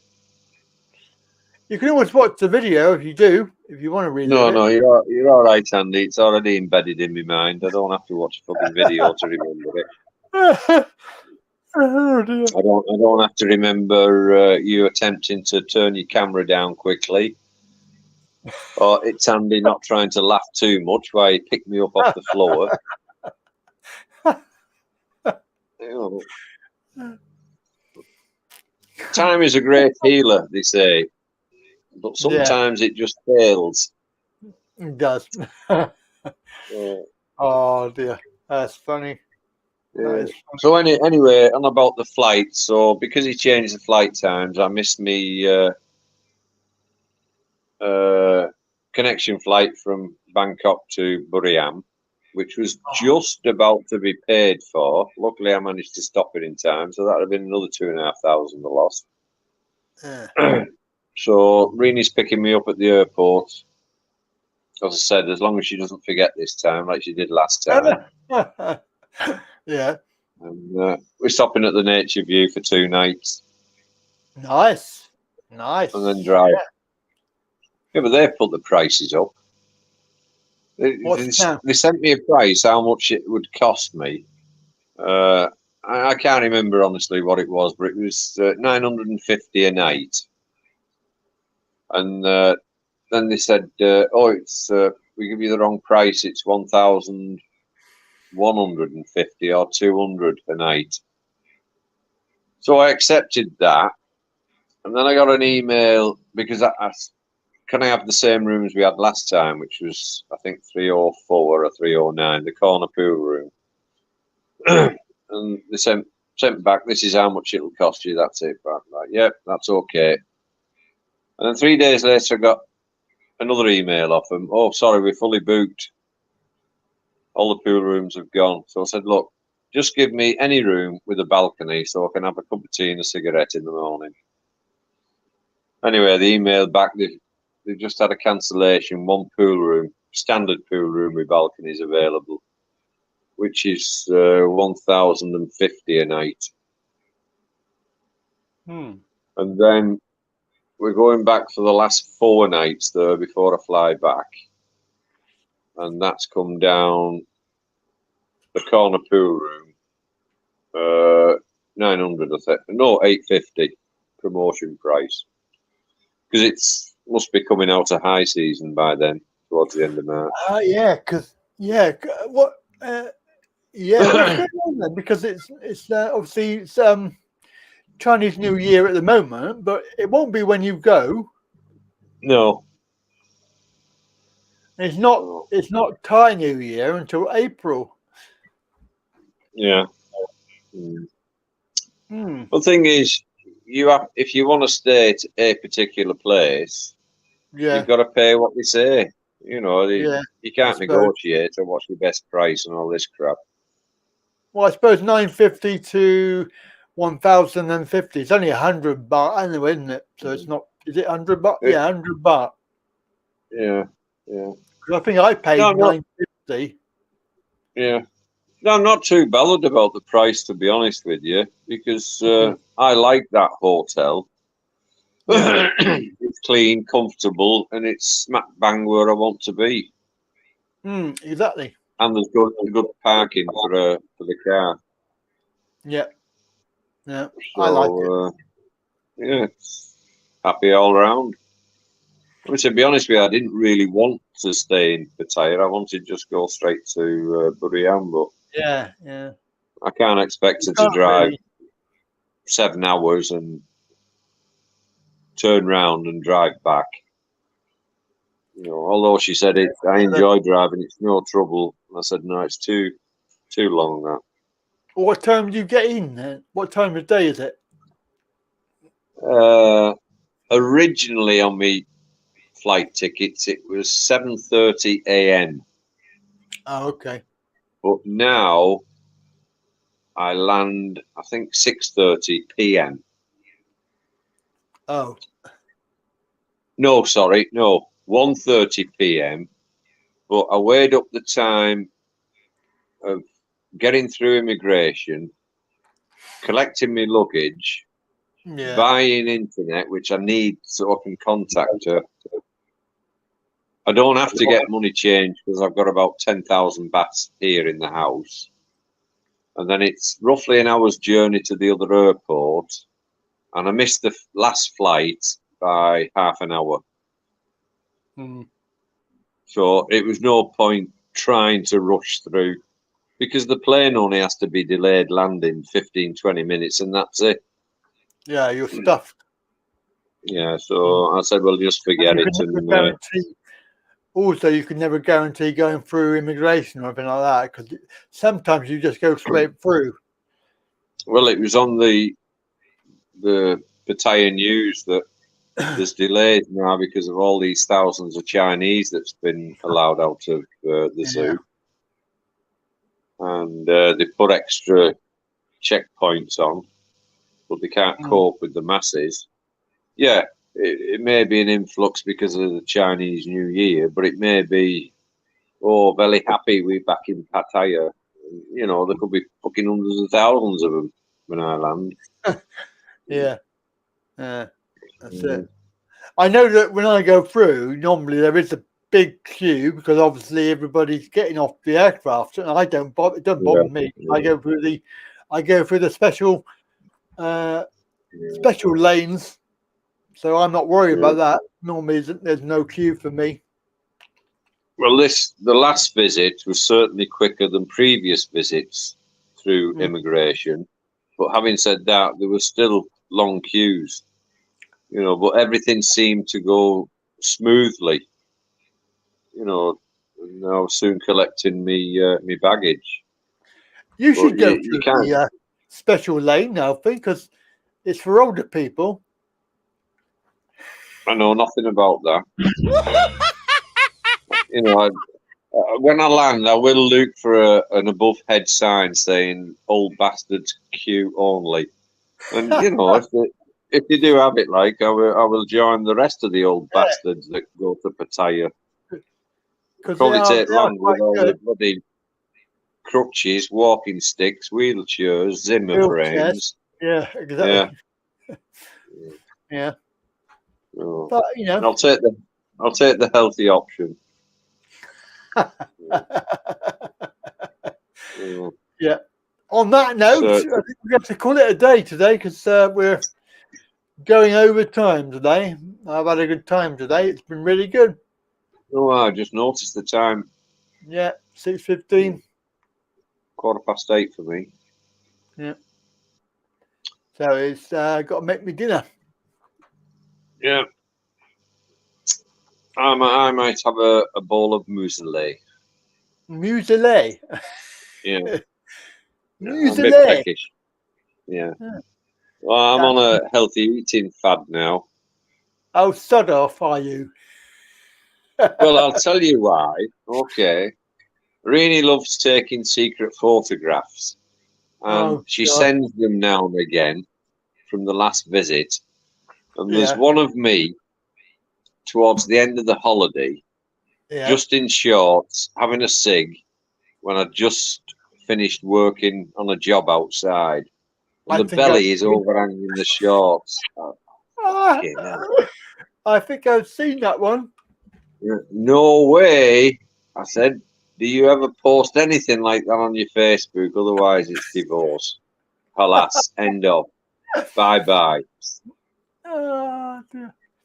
So, yes, I did lose all the weight as soon as I got home. Because my diet changes. No more wonderful English fried breakfasts or cappuccinos with 4 sugars in and beers. So it soon disappears. So I've lost about 18 kilos since I returned. Plus I'm still working here every day. But I want to lose about another 3 kilo. Then she can take as many photos as she wants. See, it's the way they word things. She said, "Luke, don't worry. You look okay, fat." Now, if she hadn't used that word, fat, I said, "Oh, thanks, love. Yeah, it's nice that you think that, but you look okay, fat." And I thought, who the fuck looks okay, fat? Nobody. Nobody. Well, I got to tell you, wait till you get your wife's sisters and everybody saying that oh look, he's fat. It's like, that's really rude. Absolutely. And then you get your sisters, your wife's sister's auntie coming to you saying, "God, isn't he fat?" Bastards, aren't they? Bastards. Yeah, they got no sort of worry about it. They just, he's fat. It's like, whatever. Yeah. Oh my God. Rude. No, it's not happened this time. No way. I mean, so I'll be honest with you. Weight has never been an issue with me. No. You are what you are. Yeah, live with it. And I always live with it. But having lost, like, the last visit before the COVID kicked in, I came home. I put on 28 kilos. Oh, I really was a fat bastard when I walked through this door. Wow. So I just stopped taking sugar in my tea and bang, I lost it all. You know, from 90 kilos down to, I think I ended up at 68, I think. 68 kilos. It is a good life, though. You're there. Yeah. So, but the thing is, you get used to being lighter because you do feel a bit better in yourself. The only thing is, I had no clothes that would fit me. I had to give all my trousers and my shirts to the charity shop and buy new ones. That was a bit of a bummer. And but I thought, well, I did feel better. You don't realise it at the time, but you do actually feel better when you lose a big chunk of weight. So I'm trying to keep the weight down now. As I say, I never drink alcohol when I'm here. It's only when I go away. And that's one of the reasons I didn't. Yeah, I didn't really want to go to Pattaya because, you know, the greasy breakfasts and the beer at night is too much of a temptation. You know, you just eat it. Yeah, you do. But when I'm there, I might have one bottle of Tiger a night, or one every three nights. You know, and I don't miss it. I'm quite happy with a cup of tea. Yeah, I don't miss it. But it'll be better this time because all the outside patios are completed, all the canopies are wrapped round, so it doesn't matter if it rains. She's getting the furniture tomorrow, so I can relax outside. Oh, that'd be good. No longer will I be sat on a pile of bloody building blocks in the middle of a warehouse before everything was finished. I'll be putting some videos up. It's looking nice, though. It really is looking good. No, I'm pleased, and I admire her because she's handled that all by herself. Yeah, we've designed it together, but at the end of the day, I just send the money over, right, pay for that section, blah, blah. She's done all the trips, sourcing materials, arranging deliveries, making sure the job's up to standard, which she doesn't really have to do because the guy is a brother-in-law and he's good at what he does. I can't complain about anything he's done. But she's worked damned hard. You know, she's mixing sand and cement, mixed concrete, shifted sand, and so I admire her for what she's done. She's done a good job, worked hard. Good builder labourer. Yeah. Yeah. Well, actually, I only found out 2 or 3 weeks ago she has actually been a labourer on building sites. Has she? Oh, right. Before COVID set in, and she was struggling on her own, and she had to get whatever work she could to support the kids. Wow. So she laboured on a building site. Wow, that's amazing. So, you know, I felt quite proud of her being, you know, having to do hard manual labour to support the family. She's certainly not lazy. Yeah. Anyway, you want to get to your jam butties? Me sausage and mash. Yeah. Sausage and mash. I'm thinking of having that tomorrow. Yeah. Sausage and mash. No, sausage and mash. Yeah. So I'll say good night to you. Good night to everybody else. Nice talking to you. Thank you for coming on. And we'll catch you next time. Yeah. That's good. Okay. All right. Take care, mate. Bye for now. Yeah. Bye. Okay, there we go. So that's brilliant. Nice way to finish today. We've got where are we? Oh god. My buttons are all playing up. Goodbye, everybody. Well, I say when you gotta go, you gotta go. You gotta go. You gotta go. Is this a happy ending or a sad ending? It's an ending. That's enough. My micromechanism thanks you. My computer tapes thank you. And I thank you. Okay, and there we go. So thank you for watching. Thank you for taking part in the show today. We got the chat window, phone line. Phone line's been very busy today. Thank you, everybody. It's been a really good show. Don't forget you can support me on Patreon, YouTube, or you can do the YouTube website thing, www.talkingreally.co.uk. Find me on other platforms as well. Have a look here. Have a good evening. We'll see you next time.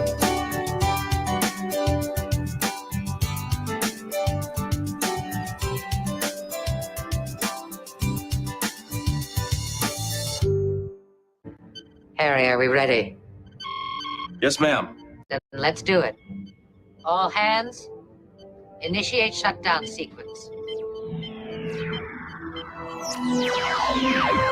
Now, come along, you two. Say goodbye to the fishes. Goodbye, Tish. Goodbye, Tosh. We have to stop now, but Andy Pandy's coming again soon. Goodbye, children. Andy